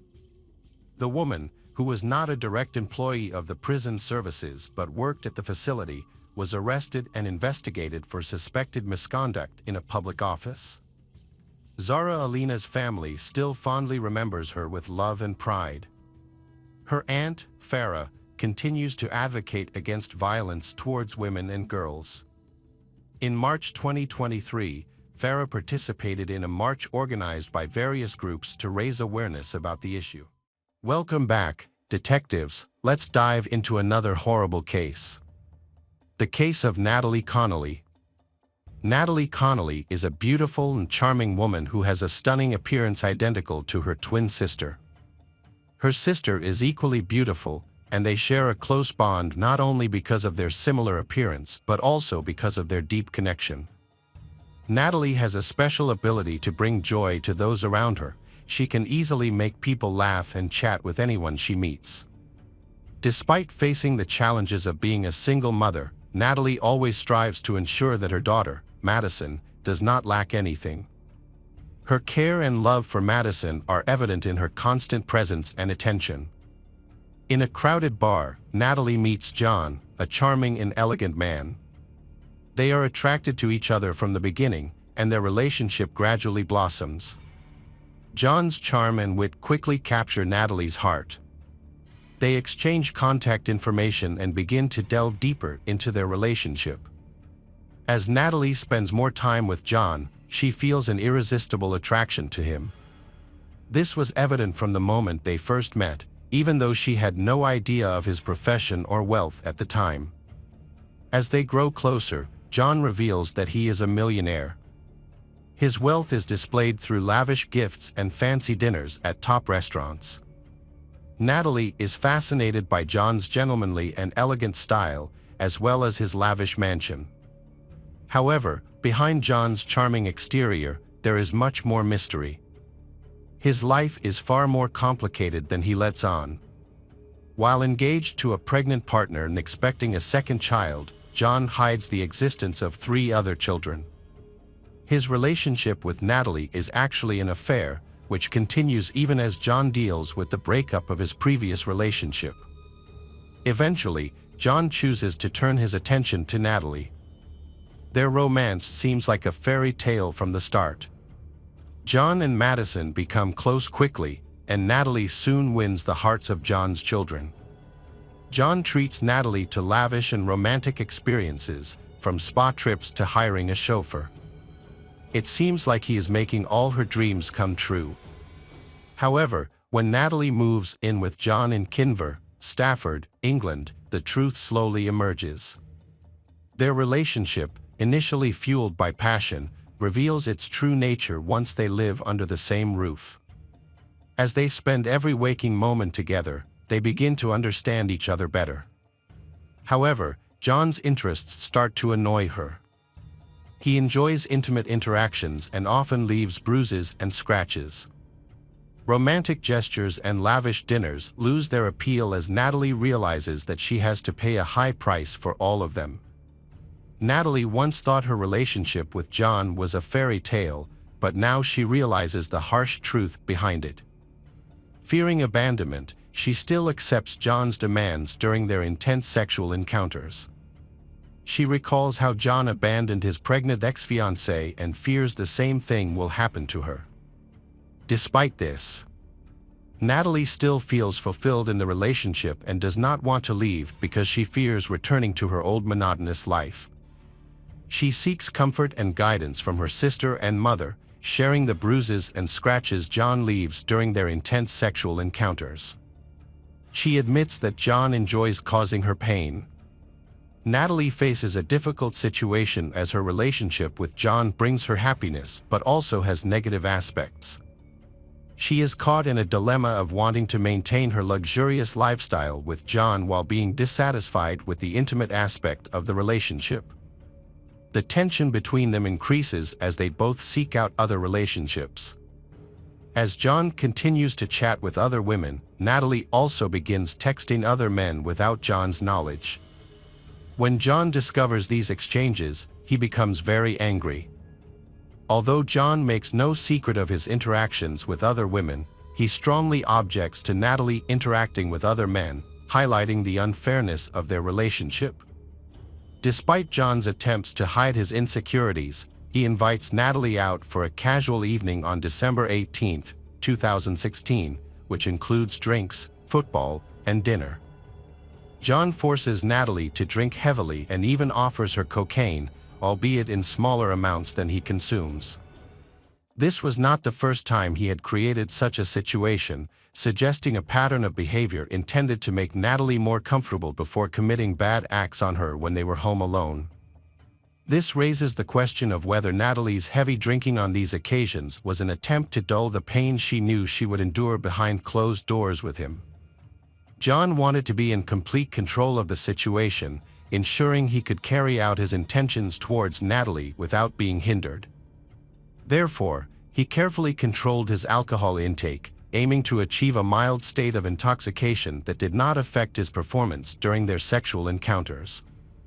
After what seemed like a pleasant day out, ending with a satisfying meal at one of their favorite places, John arranged for a driver to take them home. However, beneath the normal appearance, John's evil intentions were hidden. That day, Natalie was in a drunken state, which only worsened as dinner failed to sober her up or absorb the alcohol. She was disoriented, stumbling out of the car as they arrived home, accidentally leaving her phone behind. Instead of letting Natalie recover from her drunkenness, John had other intentions. He returned to retrieve Natalie's phone, but it is unclear whether he had seen her messages. Natalie became the victim of John's cruel actions as he attempted to inflict maximum harm on her. He attacked her in various ways, including punching, kicking, stomping, and the disgusting act of throwing bleach at her face and genitals. To add to her pain, John used a bottle of carpet cleaner, using its nozzle as a weapon. After the attack, he left Natalie naked and bloody at the bottom of the stairs, her dress pulled up around her waist, leaving her to suffer from her injuries. Natalie lay motionless in a pool of blood when John left the bed. A few hours later, when he awoke, he discovered that Natalie had died from the severe injury she had sustained, totaling 40. John's subsequent actions, including his nonchalant call to emergency services, revealed his twisted mentality. He showed no emotion or remorse when he informed the paramedics of his futile attempts at CPR and referred to Natalie's unresponsive state with indifference. As the paramedics loaded Natalie's body into the ambulance, John remained silent and emotionless, observing the tragic consequences of his actions. After Natalie was pronounced dead, John was arrested. To justify his cruel actions, John made the excuse that the rough sex had gone too far and claimed his innocence. He alleged that Natalie had consented to the rough actions, claiming that she had initiated them and that she had been the one who desired all these brutal actions. According to John, Natalie allegedly requested rough sex, including being injured, beaten, and even having a bottle of carpet cleaner inserted into her. John claimed that, despite bleeding and in pain, Natalie allegedly reassured him that she was safe and wanted to continue. However, John's account is not credible. He attempted to deflect blame by saying that Natalie had agreed to engage in rough sex and that they had engaged in similar acts many times without issue. When asked about leaving Natalie partially clothed at the bottom of the stairs, John offered a weak excuse, claiming it was a regular occurrence and that he had never provided a blanket because the house was always warm. Throughout the proceedings, John showed no remorse or regret for his actions. Instead, he placed the blame squarely on Natalie. His attempts to shift the blame left onlookers frustrated. Despite being convicted of manslaughter, John received a lenient sentence of 3 years and 8 months, but only served 22 months before being released. Natalie Connolly's case sparked widespread criticism and controversy, leading Fiona McKenzie to launch the "We Can't Agree with This" movement in December 2018. The movement aims to promote discussion about sexual assault and calls for the removal of the rough sex defense. In Fiona's view, the defense minimizes and legitimizes violence in intimate relationships, perpetuates harmful stereotypes, and devalues the experiences of survivors. However, in interviews, Fiona has been surprised that some people, despite disagreeing with the court's decision, have accepted it. The reason for this acceptance is that they believe the incident was isolated, not a systemic problem. However, this way of thinking often leads to victim blaming, with survivors being held responsible for the risks that may have resulted from their behavior. Such attitudes highlight the need for continued advocacy and education to challenge harmful beliefs and support survivors of sexual violence. The Domestic Violence Bill was passed by Parliament on July 6, 2020, and following royal assent on April 29, 2021, it became law and is known as the Domestic Violence Act 2021. This marks a significant step forward in combating domestic violence and preventing perpetrators from using harmful excuses to justify their actions. Natalie's loss has left a deep void in the lives of her family and friends. They are still grappling with the pain of her loss. However, their unwavering love and support for Natalie is a testament to her strong and resilient spirit. The community has come together to raise awareness of domestic violence and support survivors on their journeys to healing and recovery. Their solidarity and compassion are an inspiration and hope to those struggling. Although Natalie Connolly's life was tragically cut short, her memory will live on in the hearts of those who knew and loved her.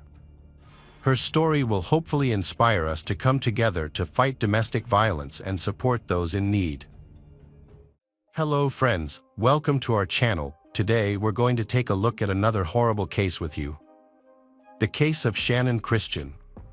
Hugh Christopher Newsom Jr., commonly known as Christopher, was born on September 21, 1983 in Knoxville, Tennessee, to Mary and Hugh Newsom in a large, loving family. As the youngest child, he was doted on by his family. Christopher was an athlete as a youngster, particularly excelling at baseball during his school years. His coach believed he had a bright future in the sport, but a serious injury and lengthy recovery ended his promising athletic career.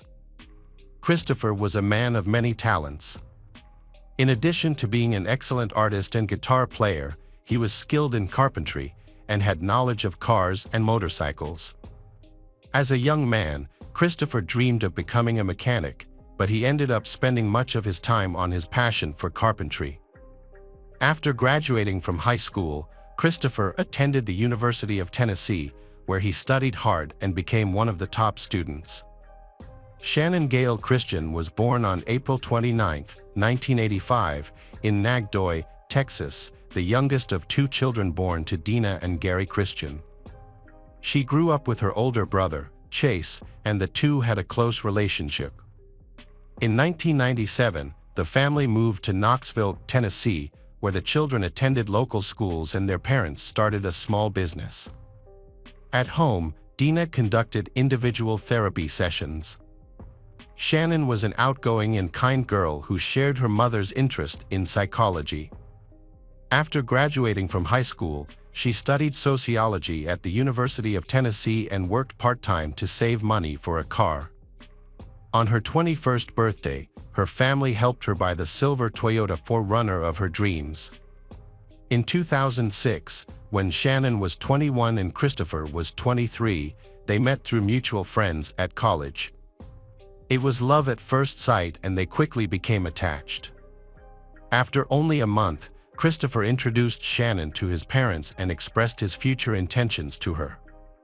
Shannon reciprocated by introducing Christopher to her family, and he was warmly welcomed.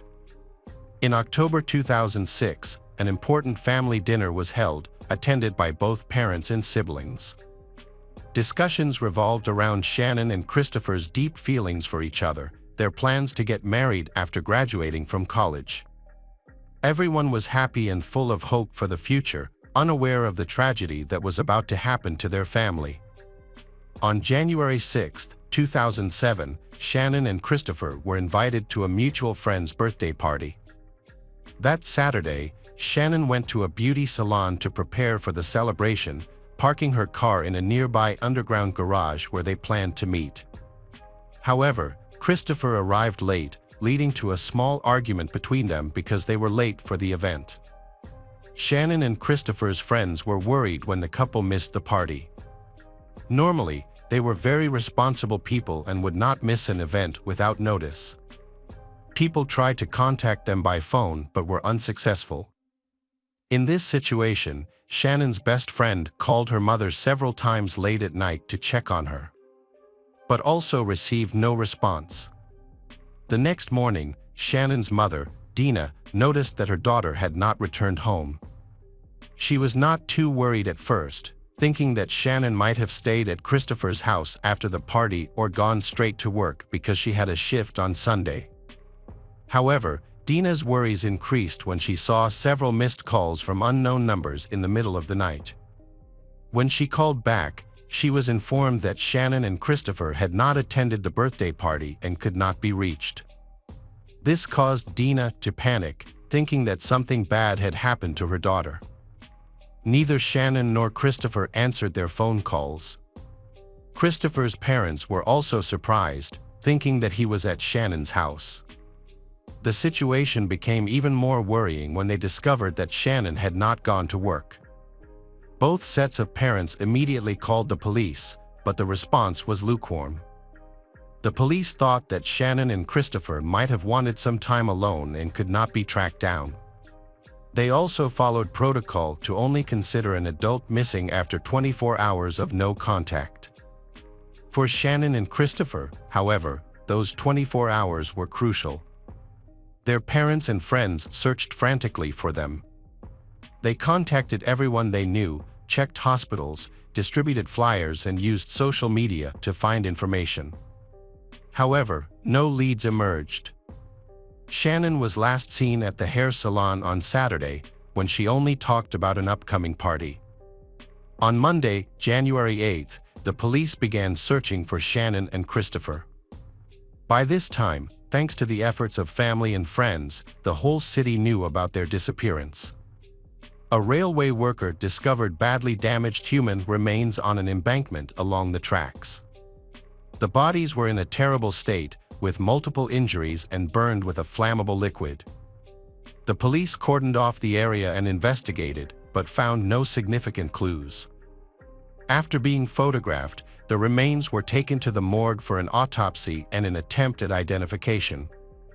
Although this would be difficult due to the extensive damage to the body, the autopsy revealed that the victim was a young man who had been brutally murdered. He had suffered multiple serious injuries before his death, including losing most of his teeth due to beatings.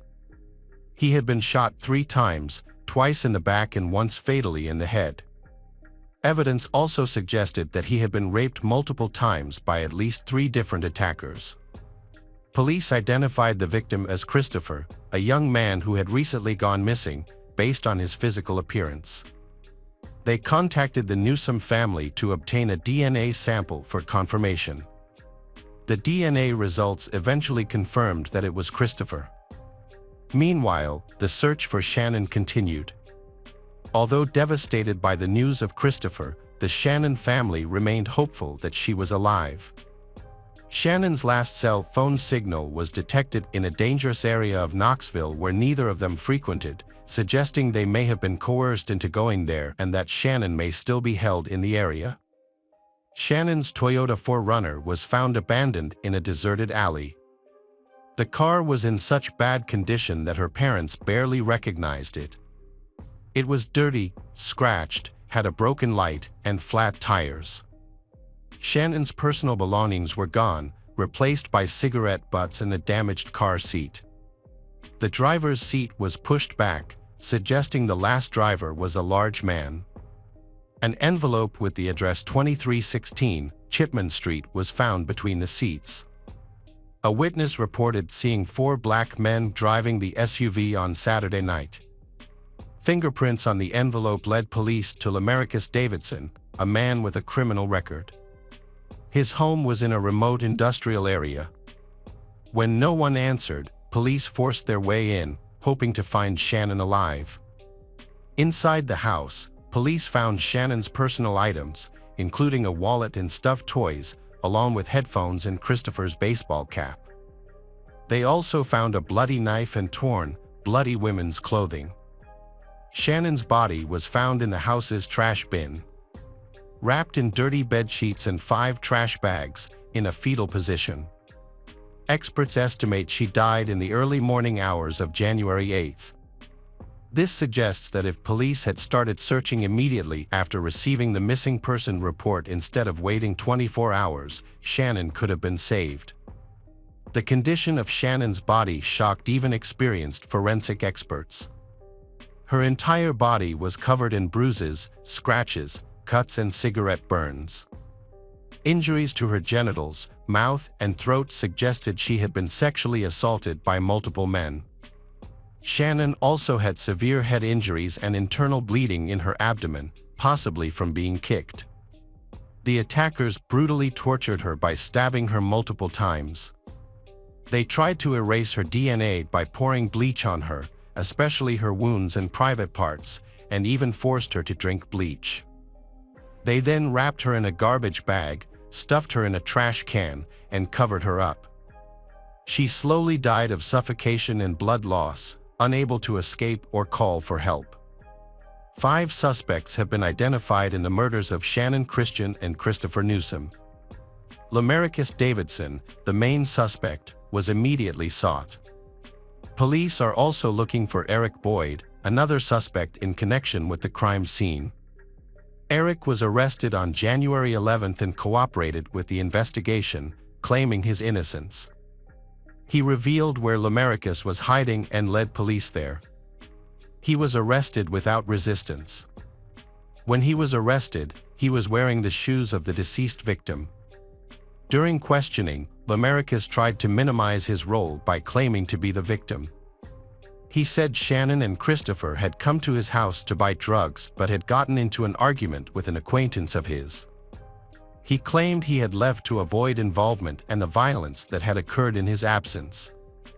Subsequent interviews revealed 3 more people involved: Davidson's friend George Thomas, LaTalvis Cobbins, and Vanessa Coleman, 18. The 5 suspects were arrested and held separately for questioning. They blamed each other, inadvertently revealing details of the crime. From their fragmentary statements, police were able to reconstruct the sequence of events and the roles each person played in the crime. Lamarcus, a newly paroled man, was having financial difficulties. He had started dealing drugs and needed a car to make deliveries. He decided to steal a car from an underground parking lot without security cameras and went there with his accomplices. Unfortunately, Shannon and Christopher were in the parking lot at the time and were arguing. The gang decided to kidnap them so as not to leave any witnesses. They held them at gunpoint and put them in the trunk of the car. The couple were taken to Lamarcus's house, where they were brutally beaten and raped. After midnight, Christopher was forced into the trunk of the car, naked and barefoot. He was taken to the train tracks, forced to walk on gravel, and shot twice in the back and once in the head. His body was then doused with flammable liquid and set on fire to destroy the evidence. After attacking Christopher, the gang returned to the house, where Shannon was still tied up. The next day, she was subjected to brutal torture, causing severe injuries to her entire body. They eventually doused her with bleach and stuffed her into a plastic garbage bag while she was still alive, causing her to slowly suffocate. It is unclear when Vanessa Coleman joined the group. She claimed that she was forced to participate in the crimes. However, Eric pointed out that Vanessa was Lamarcus' girlfriend and participated willingly, even taking Shannon's jewelry and phone. The investigation determined that Lamarcus Davidson, born in 1981, was the leader of the group and the main instigator of the brutal acts. Lamarcus attempted to deflect blame and minimize his role, while placing the blame on the dead victims. Lamarcus was convicted of 40 counts, including assault, kidnapping, robbery, and premeditated murder. The jury unanimously decided to sentence Lamarcus to death for his brutal acts. LaTalvis Cobbins, born in 1982, initially faced the death penalty for torture, assault, and participation in the murder. He was eventually sentenced to life in prison without parole.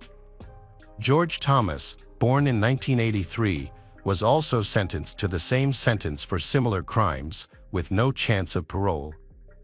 Eric Boyd cooperated with the investigation and helped capture Lamarcus, and was sentenced to 18 years in prison. The victim's family said the sentence was too lenient. Vanessa Coleman, the only woman involved in the atrocities, was sentenced to 53 years in prison. In 2011, the case took a surprising turn when the presiding judge resigned due to drug addiction, calling his ability to judge into question. The verdicts from the previous 2 years were overturned, leading to a retrial, including the case of Christian and Christopher. A new judge was appointed to retry all 5 defendants. As a result, Lamarcus was still sentenced to death. Talvis continues to serve life without parole. George was sentenced to life with the possibility of parole after 51 years. Vanessa had her sentence reduced from 53 years to 35 years.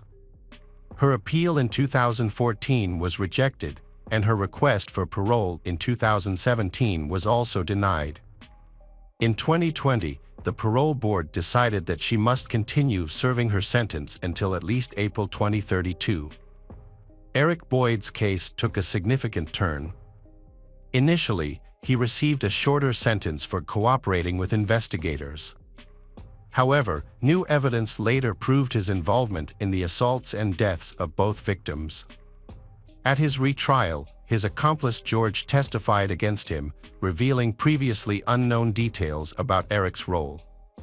As a result, Eric was sentenced to life in prison without the possibility of parole. George, who originally faced the possibility of parole after 51 years, had his sentence reduced by 15% for his testimony, provided he maintains good behavior. Eric's attempts to appeal his new sentence were unsuccessful, and he is currently incarcerated at the Bledsoe County Correctional Complex. Lamaricus continues to be held at the maximum security Riverbend institution as he awaits execution. The case had a profound impact on the public and legal system. It received extensive media coverage and resulted in the passage of 2 new laws.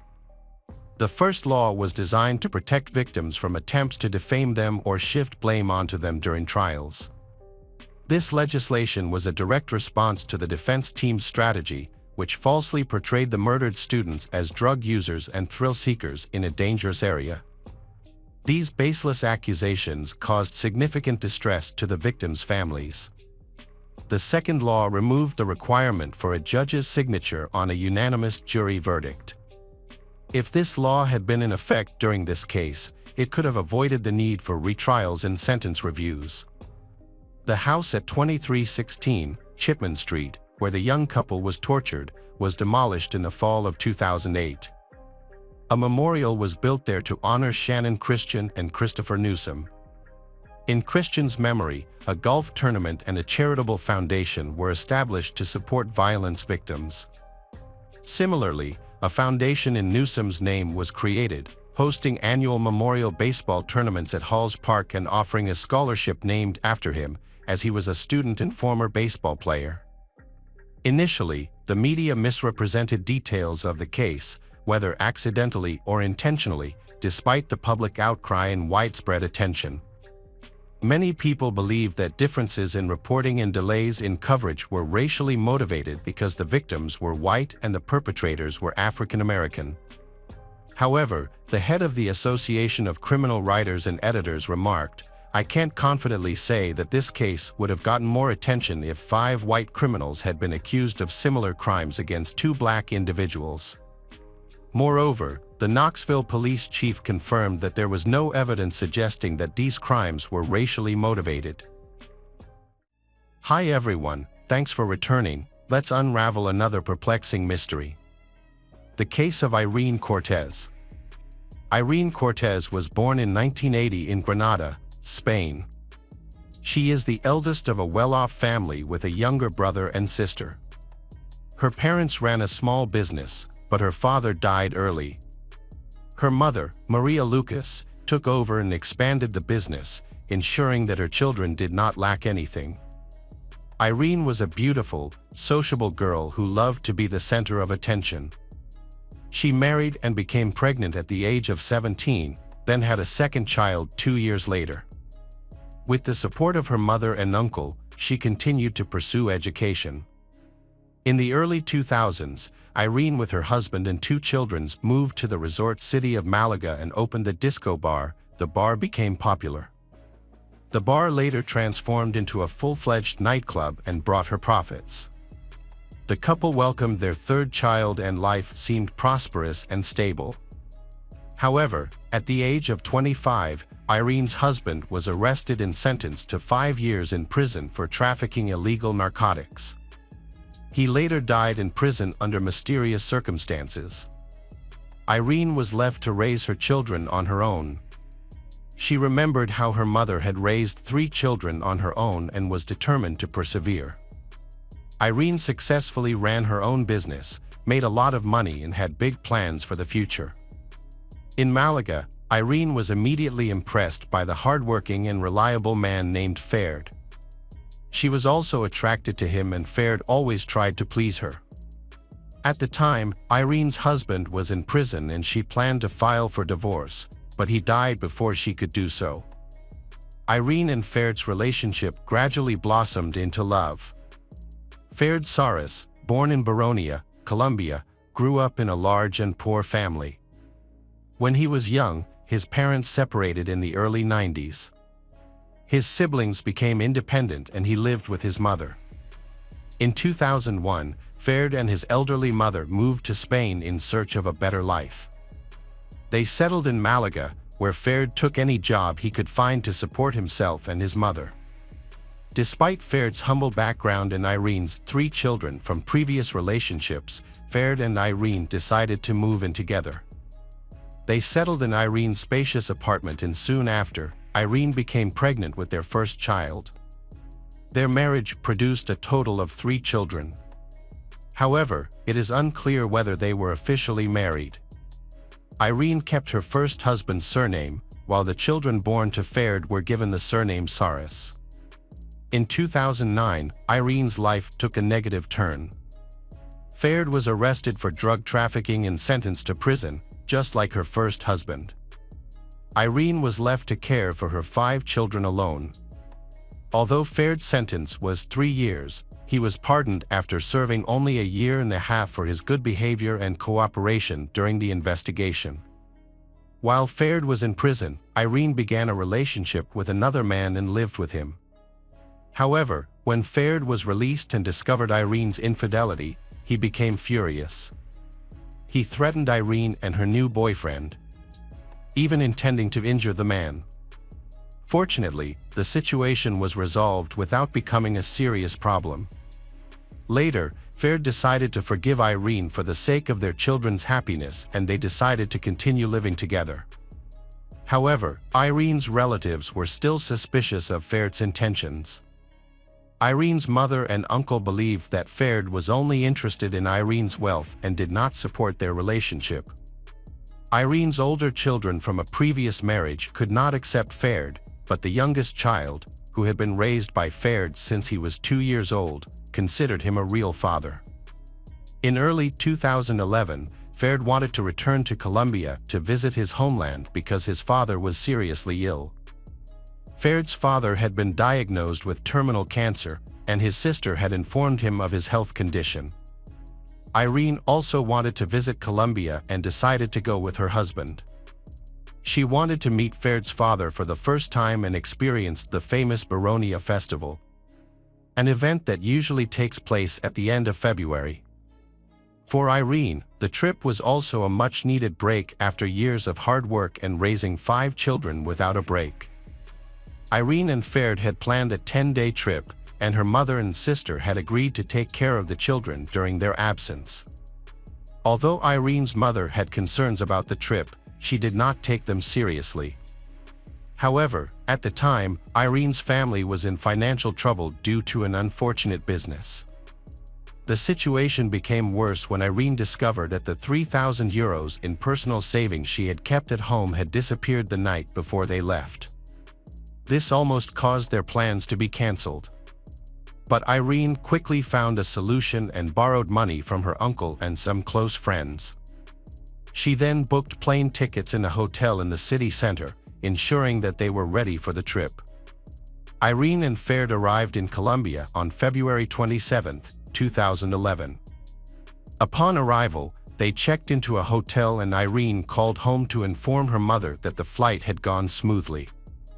2 days later, Ferd broke the bad news of Irene's death to her 14-year-old eldest son, initially claiming it was an accident. However, the truth was soon revealed. Irene had been murdered during a robbery at an entertainment venue in Baronia. The case attracted widespread media attention in Colombia. Initially, the story revolved around Irene, a Spanish tourist who was murdered by robbers and fled the scene, leading to a massive police manhunt across the city. But the circumstances of the robbery and murder were unusual. The attackers did not appear to have been interested in stealing valuables, instead shooting Irene in the heart before fleeing the scene. Upon arriving at the scene, Faird's calm demeanor during interviews with police and media representatives raised suspicions. Authorities confirmed Irene's murder and said that her remains would be repatriated once the investigation was complete. As investigators reviewed surveillance footage from the scene, the mystery of Irene Cortez's death began to unravel. The footage was important because it captured Irene and Faird Garris meeting Faird's brother, sister, and wife on March 1st. That evening, the group spent time attending a festival, walking around town, and then going to a local bar for dinner at Faird's suggestion. As the time passed 1 a.m. and the bar emptied, Irene's group were the only customers left, along with the bar staff. However, things took a turn for the worse around 2 a.m. when two men who seemed uncomfortable walked into the restaurant. What worried the manager was that the two men did not order any food or drinks, and their behavior was very suspicious. Furthermore, their youthful appearance prompted the manager to check whether they were of legal age. The young men refused to show identification when asked to leave.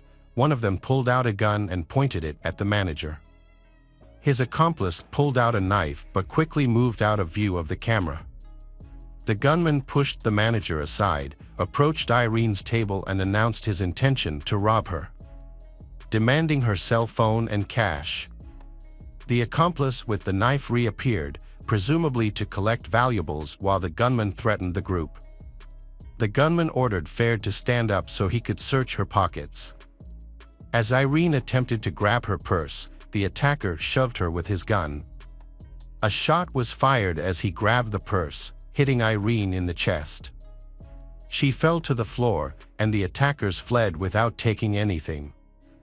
Faced with a dangerous situation, Faird and his brother chased the attackers while his sister tried to treat Irene's wounds.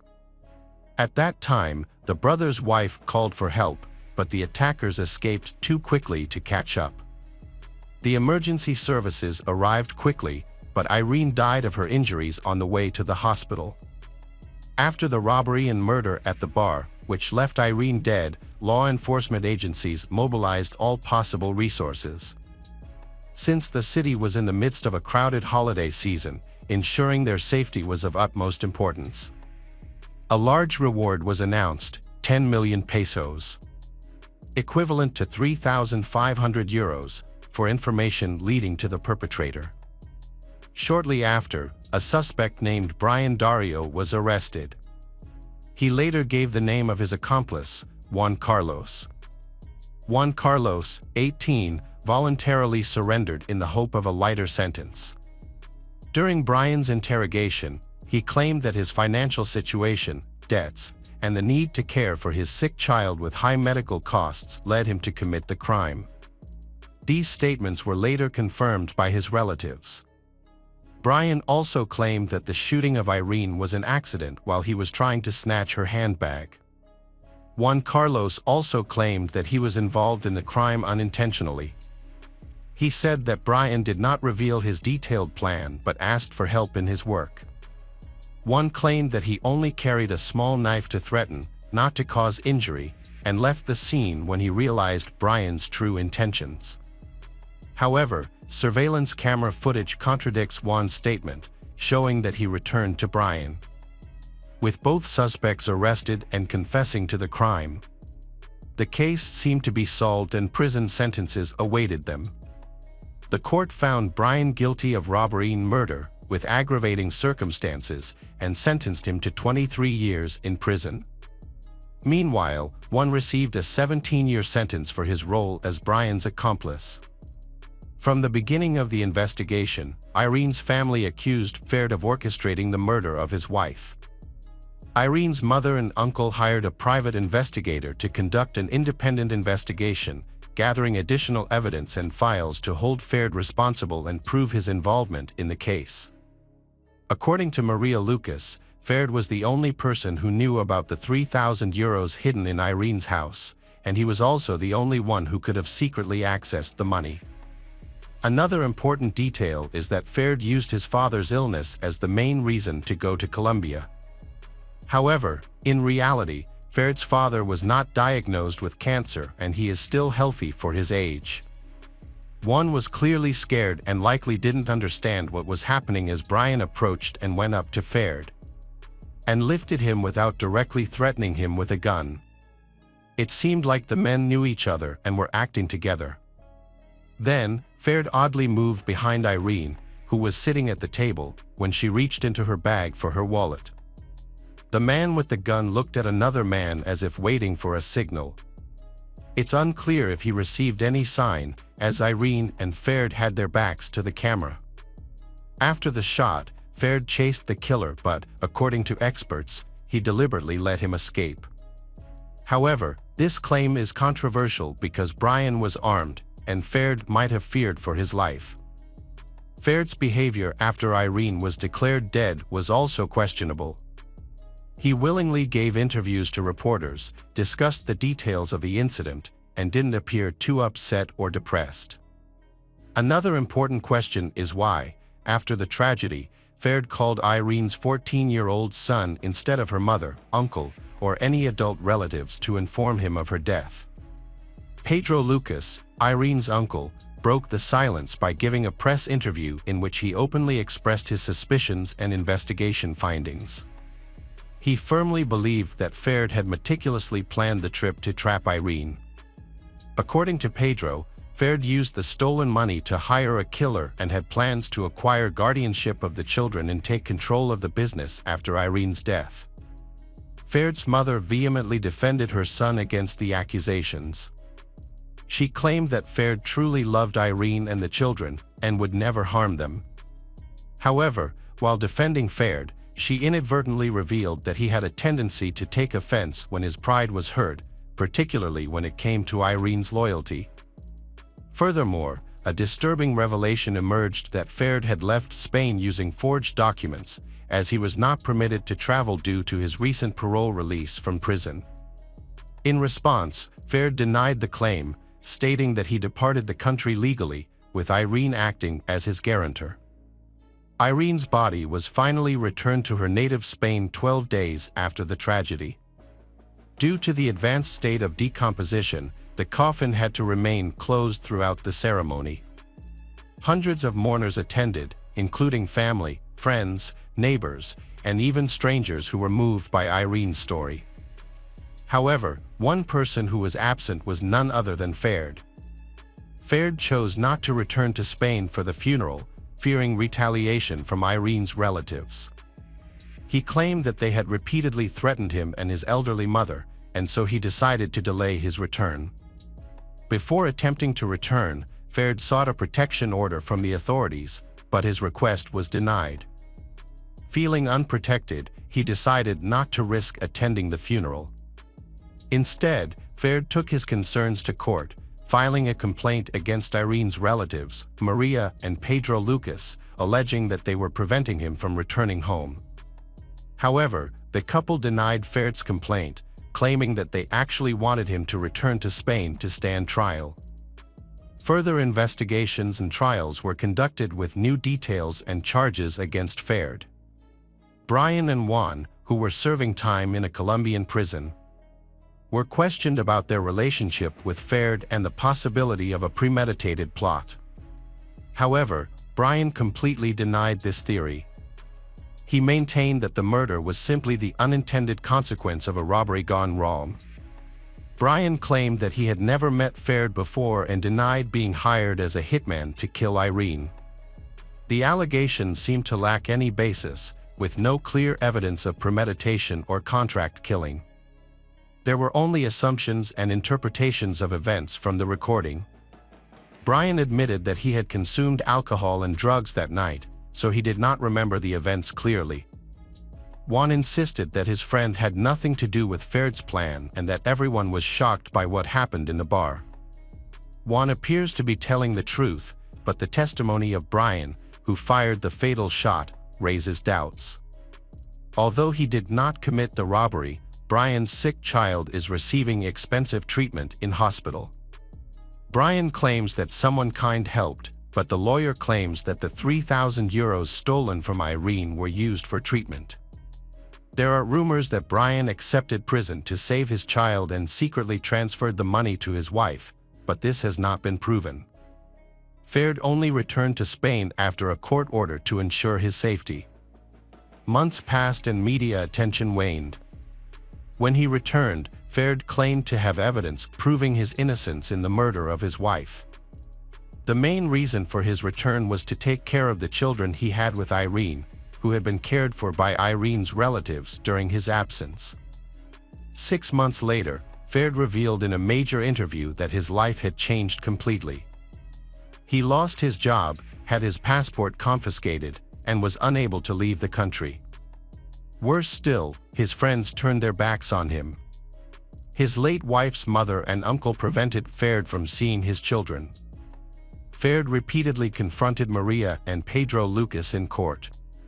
He accused them of threatening him, while they tried to prove that Ferd was involved in Irene's death. However, neither side could provide convincing evidence. As a result, Ferd's children remained in the care of his grandmother and uncle. Ferd was also unable to reclaim any of his late wife's assets. Hi everyone, thanks for returning. Let's unravel another perplexing mystery. The case of Jasmine Richardson. The Richardson family was widely admired for their friendly and hospitable personalities, which made everyone feel at home. Deborah, Mark, and their children, Tyler and Jasmine, lived in a cozy home. Their home is frequented by friends, and the family atmosphere is built on the principles of love and respect.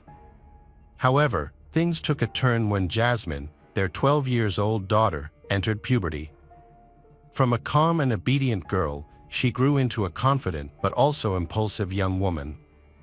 This new personality led to frequent conflicts with her parents, and her academic performance started to decline. Jasmine's interests changed in a big way. She switched from listening to modern pop music to heavy rock. In addition, her fashion style is no longer the same as before. Gone were the bright colors and cheerful clothing. Instead, she opted for a darker, more somber style that was often provocative. It was clear that Jasmine was trying to attract the attention of boys, and she began to accentuate the curves of her body. Her interaction with friends noticeably decreased as she began spending more time alone in her room, often with the door closed, glued to her computer screen. After the internet became available at home, her interests shifted to exploring Gothic themes, reading dark poetry, learning about criminal psychology, and studying human anatomy. She also became fascinated with criminal psychology and the Wiccan religion, referring to herself as a witch. She connected with like-minded individuals through websites focused on similar interests, forming a community of friends who shared her passions. Her social media page featured the greeting, "Welcome to my tragic world." Jasmine's behavior, initially thought to be a sign of puberty, but late became more concerning as she began to distance herself from her family. She created a fictional online persona, gave herself a different name, age, and began seeking relationships with people much older than her. Her parents tried their best to support her during this difficult period, suggesting that they spend time together by participating in common activities. However, Jasmine found these suggestions uninteresting. Her relationship with her younger brother deteriorated as she started speaking to him less frequently, viewing him as an annoyance.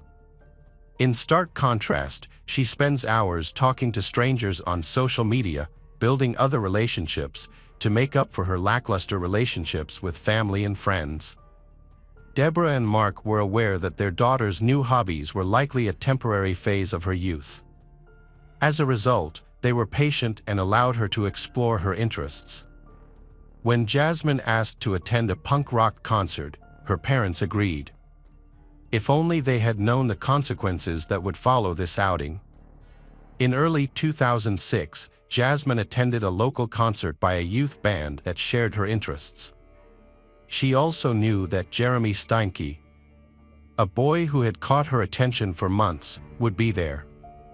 They had met online through a website for vampire enthusiasts and occasionally communicated with each other. Jeremy created an online persona as a 30-year-old werewolf who craved blood. To support this claim, he wore a vial of blood around his neck, but the origin of the fluid was unknown. Despite his ambiguity, he seems to believe he is unique, a quality Jasmine finds appealing and interesting. Jeremy and Jasmine connection deepened after meeting at a concert. Jeremy, however, was 23 years old, and the duo knew her parents would not approve of their relationship due to their significant age difference. As a result, they decided to keep their romance a secret. Complications in Jeremy's life were made worse by problems he had experienced earlier. He struggled financially and resided in a trailer with his mother and sister. His relationship with his mother was strained, largely because of her heavy drinking. This often led to violent arguments with some of her hot-tempered partners, who often abused Jeremy in drunken fits. By the age of 13, Jeremy was struggling academically and had mental health issues due to a troubled home life. He became so overwhelmed that he tried to hang himself, but fortunately, someone intervened in time.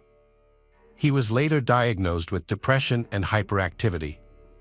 Due to the relentless bullying he faced at school, Jeremy decided to stop attending. As Jeremy navigated the dark period of his life, he developed a passion for the concept of live immortally and began exploring online forums, where like-minded people shared thoughts and ideas. His online profile was filled with morbid topics, including self-harm, pain, and violence. Unbeknownst to their families, Jeremy had started a dating relationship with Jasmine. Their friends were aware of the relationship, but they found it strange due to the large age gap. Everything remained a secret until Jasmine's parents, Deborah and Mark, discovered her excessive internet use and decided to monitor her online activity. What they found alarmed them. Jasmine was in contact with strangers, including Jeremy. He is someone with a suspicious online identity. His nickname, Soul Eater, and interests in dark themes raised concerns, leading Jasmine's parents to intervene and restrict her access to the computer. They were shocked to learn that Jasmine was in a dating relationship with Jeremy, making it clear to them that this relationship was not acceptable under any circumstances. Deborah and Mark took their daughter Jasmine to see a psychologist, hoping she would get the help she needed to escape her toxic relationship. The counseling sessions greatly improved their parent-child relationship, and Jasmine appeared to be returning to a normal life, claiming the past was behind her. She regained access to her computer. Unfortunately, this turned out to be a wrong decision and proved fatal for Jasmine's family. On the evening of Saturday, April 22, 2006, as the family prepared for bed, Deborah heard a noise in the basement and went to investigate. She initially thought the noise might be rats but discovered a person wearing a ski mask instead. The masked man stood opposite Deborah, and her first reaction was to scream. The stranger attempted to silence her by covering her mouth but was unsuccessful, prompting Deborah to scream even louder. The assailant then stabbed Deborah in the chest with a knife, twice. Mark, hearing his wife's desperate cries for help, rushed down to the basement. He was met with a horrific scene. His wife lay in a pool of blood, with the attacker standing nearby. Mark quickly responded by attacking the intruder. However, he was stabbed in the stomach and sustained additional stab wounds. As Mark's pain began to subside and he was losing consciousness, he quietly asked the attacker why he did that. The attacker coldly replied that it was because Mark's daughter had wanted it that way. Upstairs, Tyler was left alone and scared as the attacker approached. Tyler was still in his pajamas and was paralyzed with fear. The footsteps grew louder and the bedroom door opened. Just a few days before the murder, Jasmine was happy since her parents had forgiven her, allowing her to reconnect with them. Mobile phones weren't widely used at that time, so Jasmine used the computer to communicate with the outside world. As soon as she regained internet access, she immediately contacted Jeremy. She told Jeremy, "Everyone will think you and I are crazy, but there's one way we can be together, if my parents disappear." However, what Jasmine didn't reveal to her parents was that she was secretly forming a plan to kill them while she was receiving therapy sessions. She shared this plan with Jeremy. He found the idea appealing, but he stressed that everything needed to be carefully, meticulously planned and that attention to detail was required. Jasmine realized that as long as her parents were alive, she would never be able to be with Jeremy. During this time, Jasmine's friends noticed that she often complained about her parents, expressing her annoyance towards them. What they don't realize is that Jasmine's resentment eventually leads her to want to end her parents' lives. Despite her frequent comments about killing her parents, but her friends considered it just a funny joke. Garrett crossed the street to his friend Tyler's house on Saturday, April 22nd, in 2006. He was excited to play, as the weather was pleasant. When he arrived at the Tyler's house, he noticed that the blinds were still closed, which seemed unusual. Even more unusual was that no one came to the door when he knocked.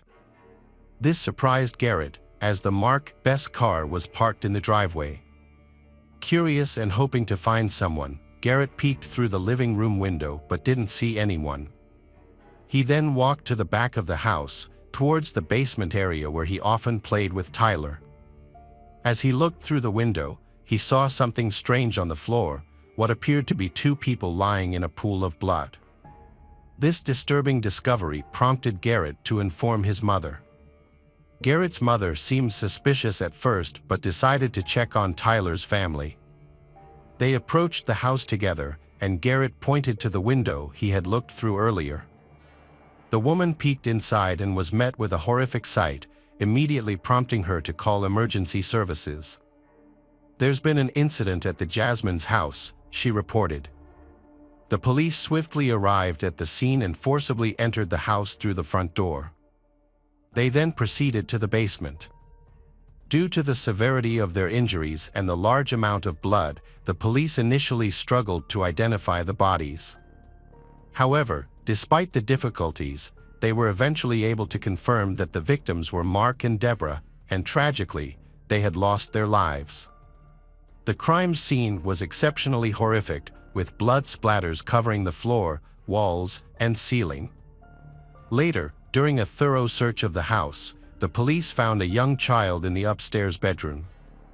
The boy was lying in bed, surrounded by toys also splattered with blood, and had visible knife wounds. A young boy's throat had been severely cut.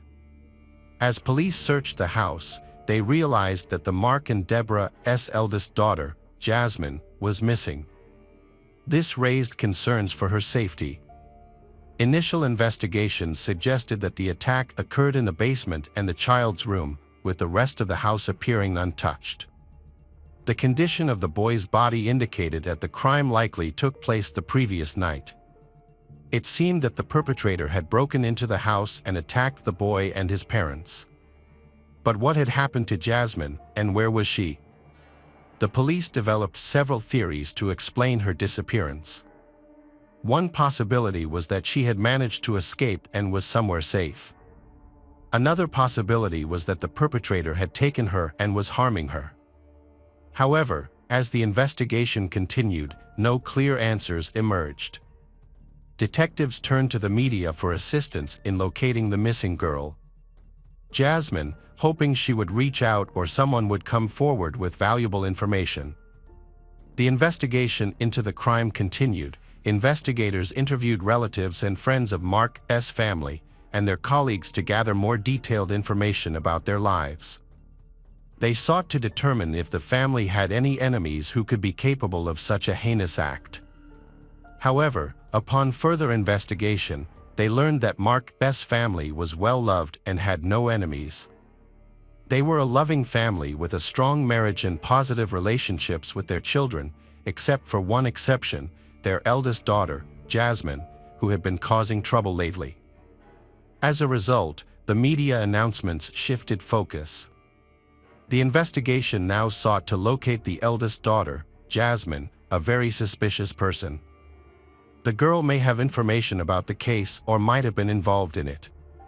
Under Canadian law, which prohibits publishing the names of minors, so news outlets started referring to Jasmine Richardson as JR because she was underage at the time. After news of her relationship with Jeremy spread, this couple has become a wanted person by the police. The police initially focused on their friends and acquaintances. However, this line of investigation was ultimately unsuccessful, and the investigation reached a dead end. Police investigation revealed some new information. A few hours after the crime, Jasmine and Jeremy were seen at a restaurant and a party hosted by a friend. A friend noticed that Jasmine was fine, showing no signs of distress or trauma, and she continued to socialize, drink, and have fun. When friends asked how they managed to escape from her parents, Jasmine laughed and replied in a light-hearted manner. Jeremy and she took care of them. However, Jeremy's tone took a darker turn when he nodded in agreement, and then he added that he had cut them up like fish, implying a violent act had occurred. Jasmine's laughter downplayed the severity of the situation, making it seem less significant. The party guests burst out laughing, thinking that the remark was a sick joke.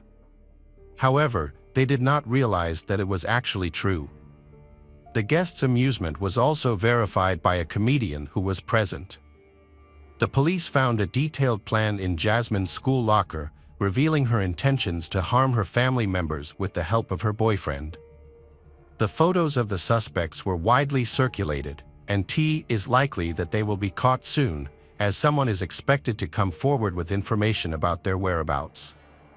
Eventually, police received a tip and found Jasmine and Jeremy in Leader, Saskatchewan, about 130 kilometers from Medicine Hat. They were found sleeping in a pickup truck and were taken into custody without a struggle. Jasmine and her boyfriend, Jeremy, were questioned individually, with Jasmine being interviewed first. She told investigators that she and Jeremy were deeply in love and that he reciprocated her feelings. However, their relationship was impacted by two main issues: a large age gap and disparate social status. Jasmine claimed that her parents would never have approved of their relationship. According to Jasmine, Jeremy ended the lives of her parents so that they could be together. When detectives inquired about her involvement in the crime, Jasmine denied being present at the time it occurred and stated she had no prior knowledge of the event. After she found out what had happened, she decided to run away with him because her love for Jeremy was so great. Detectives needed to identify the mastermind behind the plot. To get the suspect to cooperate, investigators came up with a clever tactic. They placed an undercover informant in Jeremy's cell, who successfully extracted information from him that contradicted Jasmine's claims. According to Jeremy, the plan to kill Jasmine's parents was actually she's idea. Jeremy was initially hesitant about going along with the plan. However, after realizing his own feelings for Jasmine, he agreed to it. Additionally, Jasmine's parents confiscating her computer as punishment also influenced his decision. Jeremy confessed to the informant. He took care of she parents, Deborah and Mark, while Jasmine took care of her younger brother, Tyler. Jeremy reveals that she desperately begged him to spare Tyler and come to her, and he was happy to get revenge on them all. Following Jeremy's confession, investigators questioned Jasmine using the recorded conversation between them and he as evidence, which left her no choice but to reveal every detail of the crime. She admitted that she stabbed her younger brother, Tyler, stating she didn't want to leave him behind as an orphan. In the following investigation, Jasmine and Jeremy voluntarily shared their social media profiles and passwords. By doing this, investigators were able to look at their private conversations and found thousands of messages that backed up Jeremy's previous claims. It became clear that Jasmine was indeed the mastermind behind the plan. Further investigation also uncovered a disturbing dynamic between Jasmine and Jeremy. Jeremy wrote that Jasmine was the only person who accepted and supported his unusual tastes, helping to alleviate the feelings of isolation he experienced due to not fitting in with societal norms. Fearing that he would lose her, he agreed to help carry out the horrific plan. One of Jeremy's messages contained a chilling passage, exposing his desire for violence. Jeremy wrote that he wanted revenge on Jasmine's parents and was determined to hold them accountable. His intention was to harm them and eventually make them disappear. Jeremy showed his affection for Jasmine in her time of need. However, his friends revealed a disturbing fact. Hours before the incident, Jeremy and his girlfriend had watched the 1994 film Natural Born Killers. This movie tells the story of a couple who brutally murder 9 people. Jeremy's friends stated that after watching the film, he expressed a desire to reenact a similar scenario with his girlfriend, calling it the best love story of all time. Based on the evidence collected, including witness testimony and the suspect's confessions, Jasmine and Jeremy, detectives were able to reconstruct incidents surrounding the crime. This led to the suspects being charged with 3 homicide counts. Jeremy was intoxicated before the incident. Jasmine allowed him into the house and led him to the basement, where he assaulted Deborah, Jasmine's mother. Deborah received 12 stab wounds, with the most severe wound penetrating 12 centimeters into her chest and damaging her heart, which ultimately caused her death. Jeremy then brutally attacked Mark, Jasmine's father, inflicting 24 wounds, 9 of which were on his back. Mark also bled to death on the basement floor. Meanwhile, upstairs Jasmine stabbed her younger brother Tyler 5 times. Then, Jeremy joined her. He coldly slit the boy's throat. Jeremy returned home to clean the blood off himself, while Jasmine took a taxi to a restaurant where they had agreed to meet. Once reunited, they discussed the incident of the night and then went to a party. Jeremy's friend, Casey Lancaster, helped them dispose of the evidence and evade authorities by fleeing to Saskatchewan. The brutality and gruesomeness of their actions are difficult to put into words. Jeremy and Jasmine committed their heinous crimes with ease and without emotion. What is even more disturbing is that during interrogation and detention, neither of them expressed any regret or remorse for their actions. While they were detained, Jeremy and Jasmine wrote letters to each other, referring to themselves as legendary and immortal. In one of these letters, Jeremy submitted a marriage proposal to Jasmine, and she happily accepted. Jasmine and Jeremy's intense relationship fell apart suddenly. As trial began, they blamed each other for their actions. Jasmine was the first to face trial in June 2007. She entered a not guilty plea, claiming that she was in a trance-like state at the time, which left her unable to intervene or stop Jeremy from killing her family. Jasmine also asserted that she only injured her younger brother, and Jeremy was the one who caused her younger brother's death. She made a statement that her conversations with Jeremy about killing her parents were just hypothetical discussions. But Jeremy took them seriously and pressured her into making them a reality. Jasmine received a 10 years prison sentence for 3 counts of homicide. However, due to Canadian laws regarding juvenile offenders, this was the maximum sentence she could receive as she was under 14 years old at the time of the crime. The primary goal of the sentence was to focus on healing and restoring the girl's mental well-being, rather than punishing her. In a 10-prison sentence, including 4 years in a psychiatric facility. During her stay, doctors diagnosed her with 2 conditions: conduct disorder and oppositional defiant disorder. Jasmine showed genuine remorse for her actions in the years leading up to her release, which was noted by medical professionals during her community supervision. After serving her full sentence, Jasmine was released from prison in 2016 and has since been living in Canada under a new, protected identity.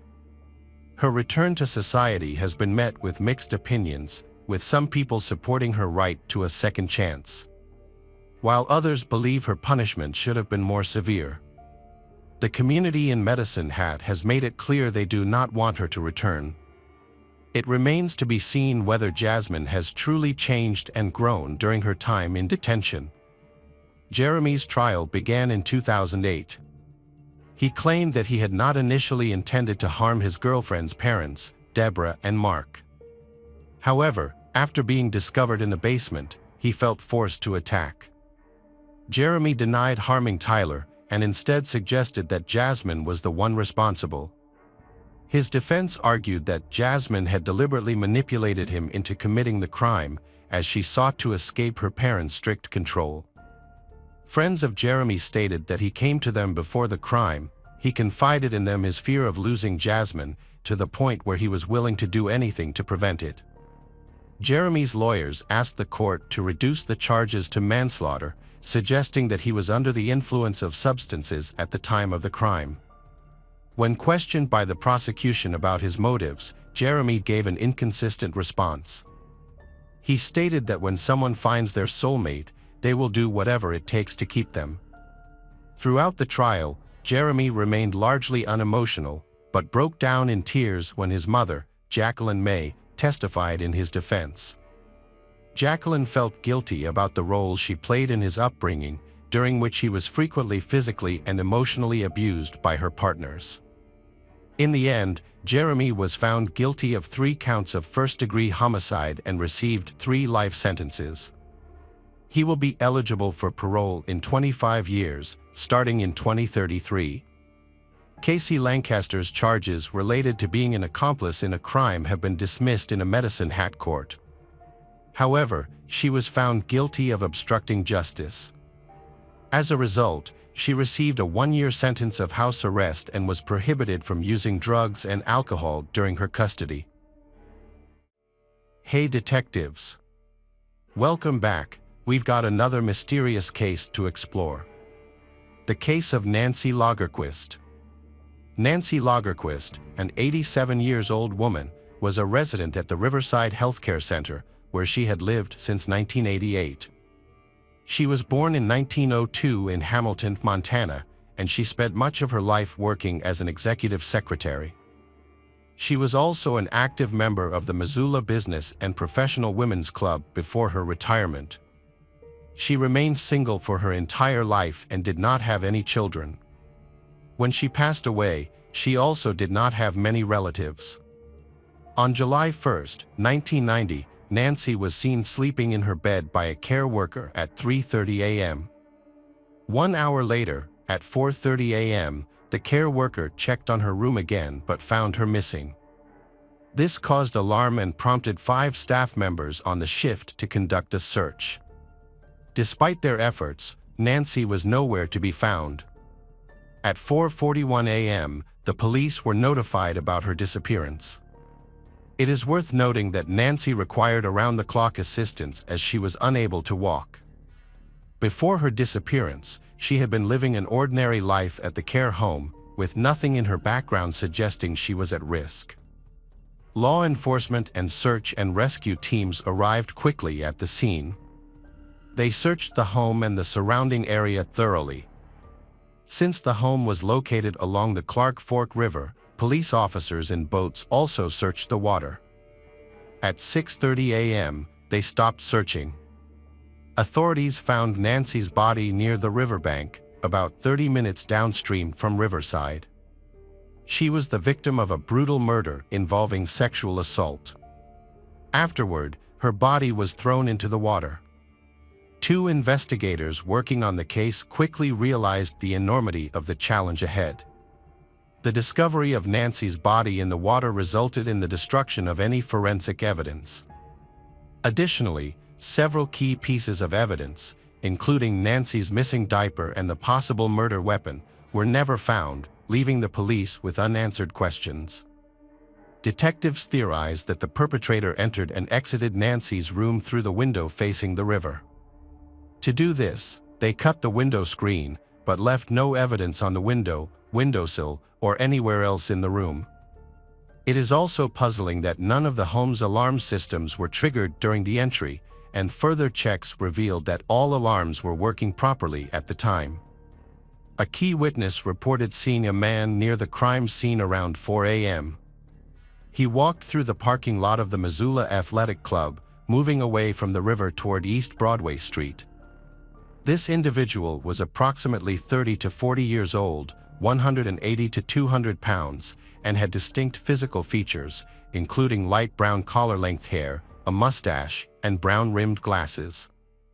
He wore an untucked, striped white and brown t-shirt, which was longer at the back, along with tan shorts and white tennis shoes. The man was not considered a suspect in the case, but the police did want to question him. Nancy had very few relatives, so investigators quickly dismissed a family-related motive for the murder. They shifted their focus to the care home staff. Considering that a staff member would be familiar with the layout and security measures of the facility, leading them to suspect that the murder could be an inside job. This led authorities to concentrate on a particular male staff member. He was eventually cleared, but he left the care home less than a month later for unclear reasons. The police investigation shifted from focusing on a staff member to the possibility of an outside perpetrator. They observed that the home's security measures concentrated on the doors rather than the windows, leading them to speculate that the victim, Nancy, might have been targeted simply because her room faced the river, with no specific motive for the attack. During the investigation, a man named James Bailey was interviewed multiple times, but was eventually cleared as a suspect. Detectives have been reviewing witness statements to look for any other suspicious deaths at the nursing home. Their attention was drawn to the case of 86-year-old Bertha Scott, an Alzheimer's patient who passed away in her bed on May 2, 1990. At the time, her death was attributed to natural causes, as she had heart disease and was frequently restrained at night to prevent her from wandering. However, one nurse reported an unusual detail, a bruise on Bertha's neck, which they found suspicious. Bertha died and was buried without an autopsy being performed. Around the time of her death, staff members at her care home noticed some minor tampering with the windows in the physical therapy room. Based on a nurse's comments, the police decided to exhume Bertha's body to re-examine her cause of death. The police later revealed to her family that she had been raped, then she being strangled to death, leaving them in shock. Bertha's life is very different from Nancy's. Born in Pennsylvania in 1904, and Bertha married 20 years later. 2 years before her death, she moved to Missoula to be closer to her children. Although 4 of her 6 children had passed away before her, she left behind numerous grandchildren. During the medical examination of Bertha's body, semen was found, and the sample was collected. Unfortunately, the sample was too degraded to produce a DNA profile, therefore was unable to help the police identify her killer. Both cases eventually came to a dead end. In 1992, authorities investigated a suspect who was guilty of sexually assaulting a nursing home resident, but he had an alibi since he was in prison during the murders. The same year, Lloyd Chase Allen was also identified as a suspect, but he too was incarcerated at the time. In 2002, the Missoulian reported that several residents of the care home described a mysterious man who would walk the halls at night. There are concerns about the accuracy of the information provided by these residents, so it's difficult to determine whether this man actually existed. As a result, it is that additional unsolved cases exist. Without DNA evidence or further investigation, a resolution to this case seems unlikely. Welcome back, detectives. Let's dive into another horrible case. The case of Sarah Stops Pretty Places. Sarah Stops Pretty Places was born on August 14, 2001. She grew up in a large family and was a member of the Crow and North Cheyenne Native American reservations in Montana. As a teenager, she was an exceptional athlete, enjoying various sports including basketball, football, running, cross-country, and wrestling. She also had a passion for the arts, performing in plays and singing in her high school choir at Hardin High School. Sarah is a kind and compassionate person, always caring and understanding to those she comes into contact with. In her free time, she often cared for stray animals. Her lifelong dream was to become a performer, aspiring to act and sing, with a bright future ahead of her. However, her life was tragically cut short shortly after she turned 18. Sarah was last seen in the rural town of Hardin, near the Crow Reservation, on August 24, 2019. She lives with her grandmother, who is named Yolanda Frazier. People did not know where she went, but it was clear that she did not return home. Sarah planned to meet her mother the following day for a trip to North Dakota but failed to appear. Her family began to worry when Sarah, no responding to texts, didn't answer calls, and was inactive on social media. This was unusual for her, raising concerns that something was amiss. Sarah's aunt, Priscilla Bulltail, went to the Bighorn County Sheriff's Office to report Sarah's niece missing. However, the office told her that she would have to wait a while before filing a report. This information proved to be false. In Montana, because Sarah was under 21 and considered a minor, police were required to conduct an immediate search. Despite this, it wasn't until August 27 that the missing persons report was finally allowed to be filed by Sarah's family. Sarah's family felt that the police did not take her disappearance seriously, they failing to conduct a search and failing to distribute flyers after she went missing. When she went missing, police initially told Priscilla that Sarah was probably just out with friends. Sarah had previously struggled with alcohol issues, most notably when she was found unresponsive at school in 2019 due to intoxication and required emergency medical help. After her disappearance, her family waited anxiously for any information about her whereabouts. It wasn't until 5 days later, on August 29, that a jogger stumbled upon Sarah's body near a wood pile in a backyard at the intersection of Mitchell Avenue and Rangeview Drive in the Hardin suburb, the same area where she was last seen alive. Notably, the homeowner, who had no connection to Sarah, was away at the time of the discovery. Sarah's family was not immediately notified that a body had been found, and instead, they learned about the information through social media rumors. As the news spread, they became extremely concerned.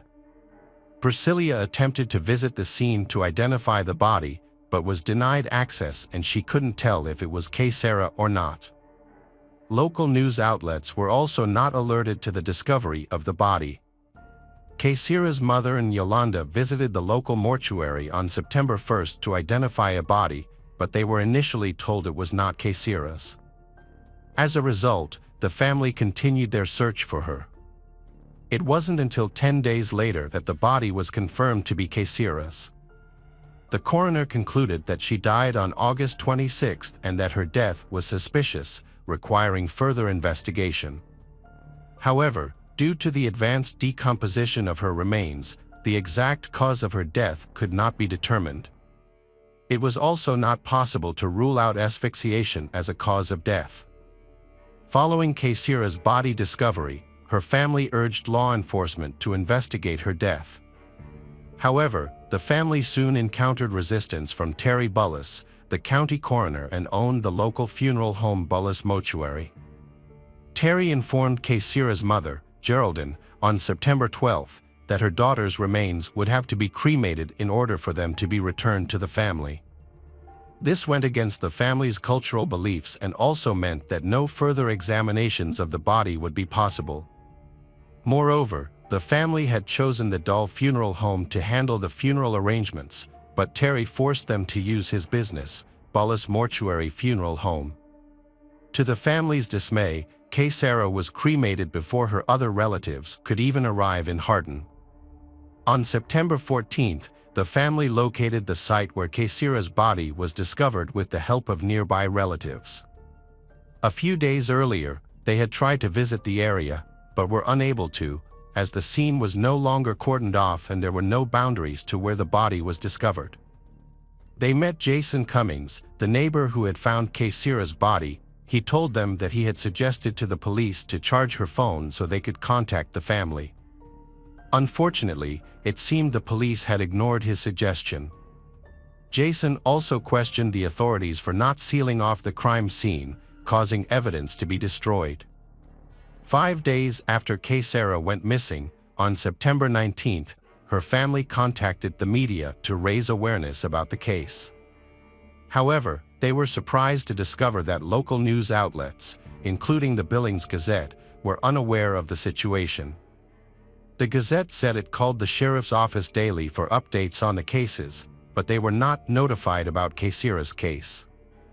On the same day, Kaysira's mother, Geraldine, along with Kaysira's father, Alan, met with Captain Mike Fuss from the Bighorn County Sheriff's Office.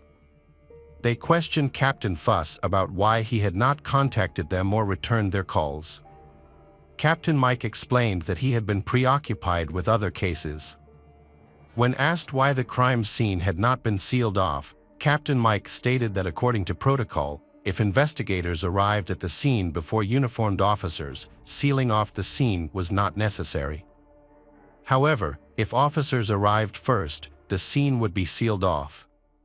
Geraldine and Alan also inquired about Kaysira's phone, asking why law enforcement had not charged it to examine her recent communications. Captain Mike seemed surprised that the family knew about this detail and explained that the battery was dead, so they did not attempt to use it. However, Kaysira's family countered that the authorities could have charged the phone to access for recent activity. They initially claimed that not even the FBI could gain access to the phone's contents. Captain Mike reported that Kaysira had apparently died from alcohol poisoning. However, her family's offer of a $5,000 reward for any information about her death. Mike's response was unexpected and surprising, revealing a clear expression of anger. Additionally, Mike revealed that the original investigator, Jeremy Middlestead, had resigned from the case, citing that he couldn't handle it. A number of new developments occurred during this time. Kaysira's family was interviewed by law enforcement for the first time, and they also met with the Bighorn County Attorney, Jay Harris. Jay disclosed that the coroner, Terry Bullis, had a potential conflict of interest due to his roles as the owner of a funeral home business and the county medical examiner. Jay noted that under Terry's leadership, many deaths had been rapidly attributed to exposure to alcohol and natural causes. However, when the family sought answers to their questions, Jay was short-tempered and provided little clarity. On the 23rd, Kaysira's family received notice that her missing person report had not been filed and that her name was not in the missing persons database. A week later, the FBI declined to take the case, stating they required more evidence that Kaysira was murdered on the reservation. Notably, shortly before Kaysira's disappearance, she recorded a video of her 15-year-old wheelchair-bound younger brother being beaten by several police officers and shared it on social media. The incident involved deputies from the Bighorn County Sheriff's Office, resulting in disciplinary actions against the officers involved. However, one of the policemen present at the scene where Kaysira's body was found was said to be a policeman involved in the beating. This has raised suspicions that the police involved in Kaysira's death chose not to investigate, possibly to retaliate against her for her attempts to hold them responsible for her actions. 2 years after Kaysira's death, new information surfaced in August 2021. 4 witnesses came forward with accounts of the incident that led to her death. Their statements are not entirely consistent, but they generally agree on what happened. The witnesses reported that an argument took place outside a house on Rangeview Drive around 3 a.m. on August 26, 2019. Kaysira was involved in the argument with 3 other individuals, a 17-year-old girl, a 19-year-old woman, and a 23-year-old man. It was claimed that Kaysira had been at the house earlier, and one of the occupants had bought her alcohol. At the time of her death, her blood alcohol level was 0.149. The argument prompted a nearby resident to set off their car alarm, hoping the noise would cause the group to leave. And the group dispersed in different directions. Sarah was last seen heading towards the area where her body was later found. Additional information was also revealed in the new report. Forensic analysis found no foreign DNA under Sarah's fingernails. Furthermore, it was discovered that Sarah had been diagnosed with asthma shortly before her disappearance. The case remains unsolved, and the authorities are still seeking information. Hi everyone, thanks for returning. Let's unravel another perplexing mystery. The case of Buchanan family. Molly first met Adam Buchanan when she applied for a job as an office manager at his company. At the time, Adam was divorced and raising his son, Nolan, from a previous marriage on his own. The cheerful and outgoing Molly quickly caught Adam's attention. Their mutual interests led to a romance that blossomed into a serious relationship, and eventually, Molly moved in with Adam. Molly became pregnant and their baby was named Gavin. Those who knew the Buchanans described them as a loving family of four. The patriarch of the family owned a construction company, and they purchased a vacation property in El Dorado County, California, a small cabin on 19 acres in Greenwood. The rustic cabin had no electricity, water, sewer, or gas. Adam, who worked in construction, became actively involved in renovating it, and the family began visiting regularly. On September 13, 2015, at 10 a.m., members of the Garden Valley Fire Department were called to a wildfire in Greenwood Township, located on Highway 193 between Cool and Georgetown. When they arrived, they found that the fire had burned 10 acres of land, and while the cabin was still smoldering, it was completely destroyed. Fire department personnel found charred remains in the ashes. The fire scene was still intact, and at 11 a.m., firefighters contacted the El Dorado County Sheriff's Office. At the time, no one understood the severity of the situation. Firefighters suspected that the victim of the wildfire was a pet trapped inside the house. When they arrived, the rest of the house was still smoldering, making it impossible to check inside. They had to wait for the fire to go out and the temperature to drop. While investigating the house, police officers detected an odor similar to that of burning flesh. Police later found a human skull and a charred torso, indicating that a tragedy had occurred. Police called for backup. Officers from the sheriff's office arrived to thoroughly investigate the scene. It became clear that the small, isolated cabin was not the owner's primary residence, but rather a vacation home. A Dodge pickup truck and trailer were discovered on a plot of land near the cabin. Police obtained the license plate number to identify the owner, who may have been affected by the wildfire.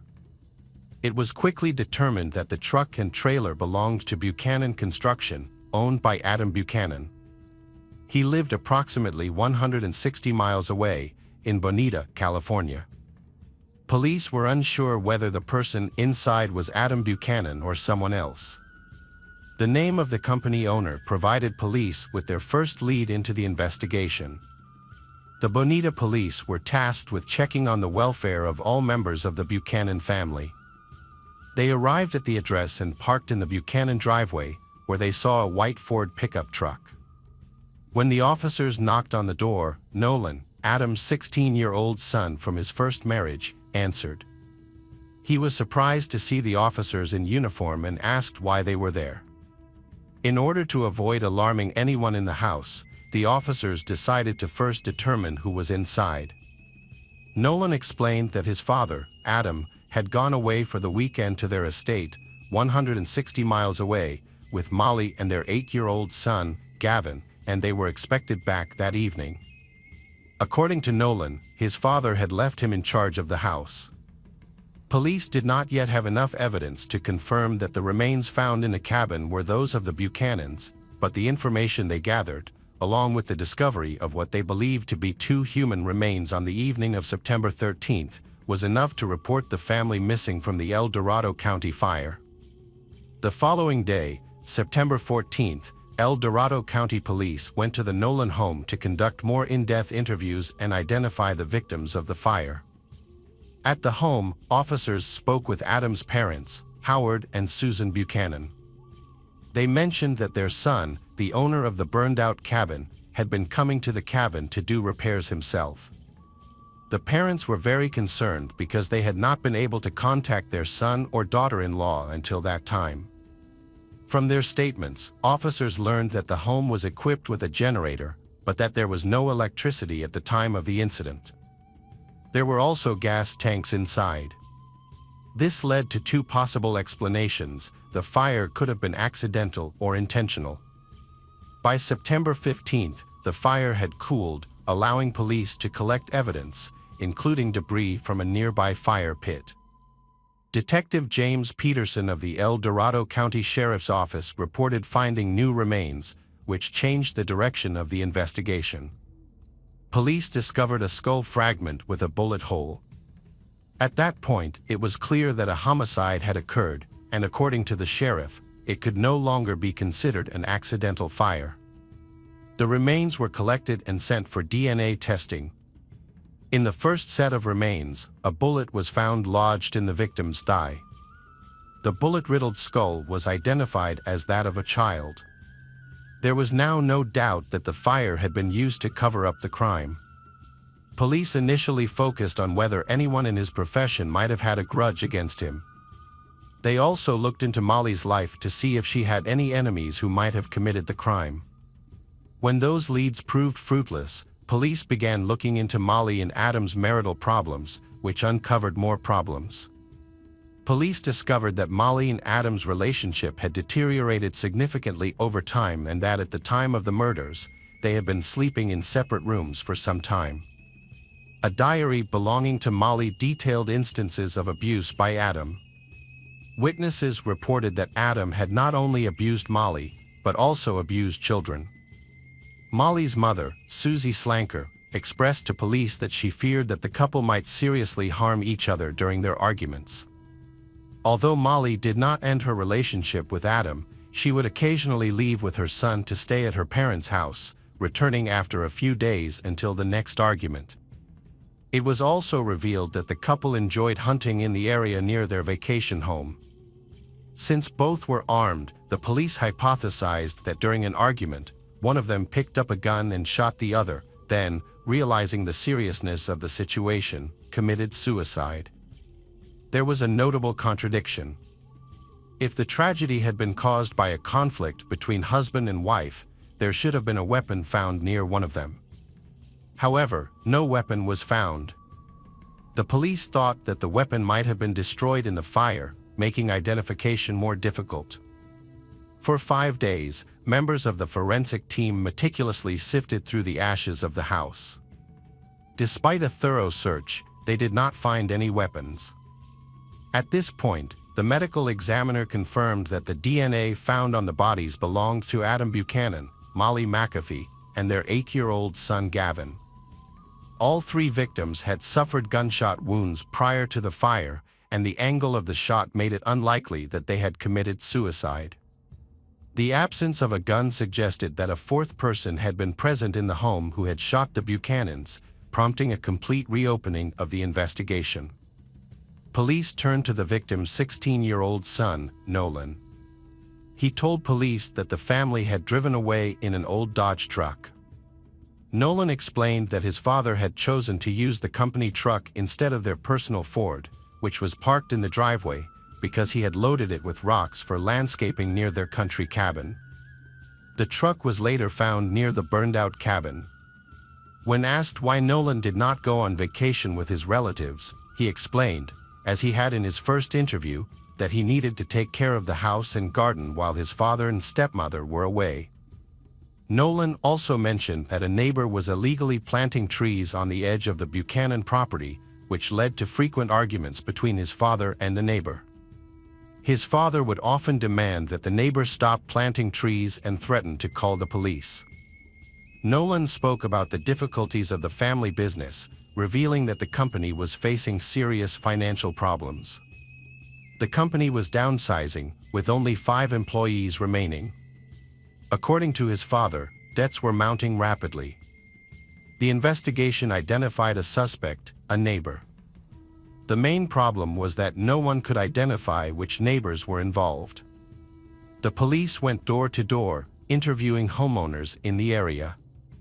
This approach paid off when they found a man who confirmed that he had argued with Adam about growing an illegal crop. However, he claimed that the disagreement ended after a tense conversation and that he had an alibi. After confirming the neighbor's alibi, the police investigated the family's financial situation, as their business was struggling.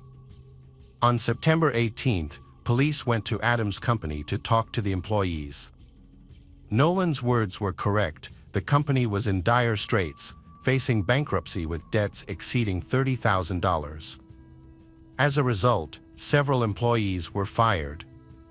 Several of these former employees were very unhappy about being fired, making them potential suspects in the case.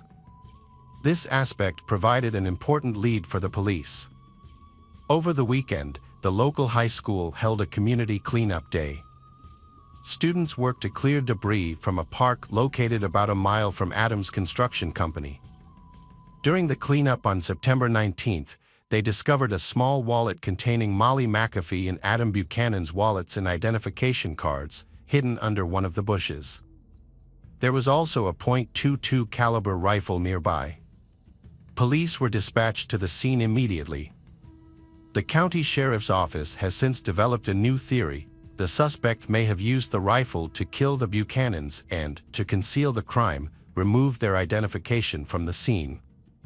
This finding is significant because it suggests that someone traveled from Bonita to Greenwood to kill the family and then returned to Bonita to dispose of the evidence and the weapon.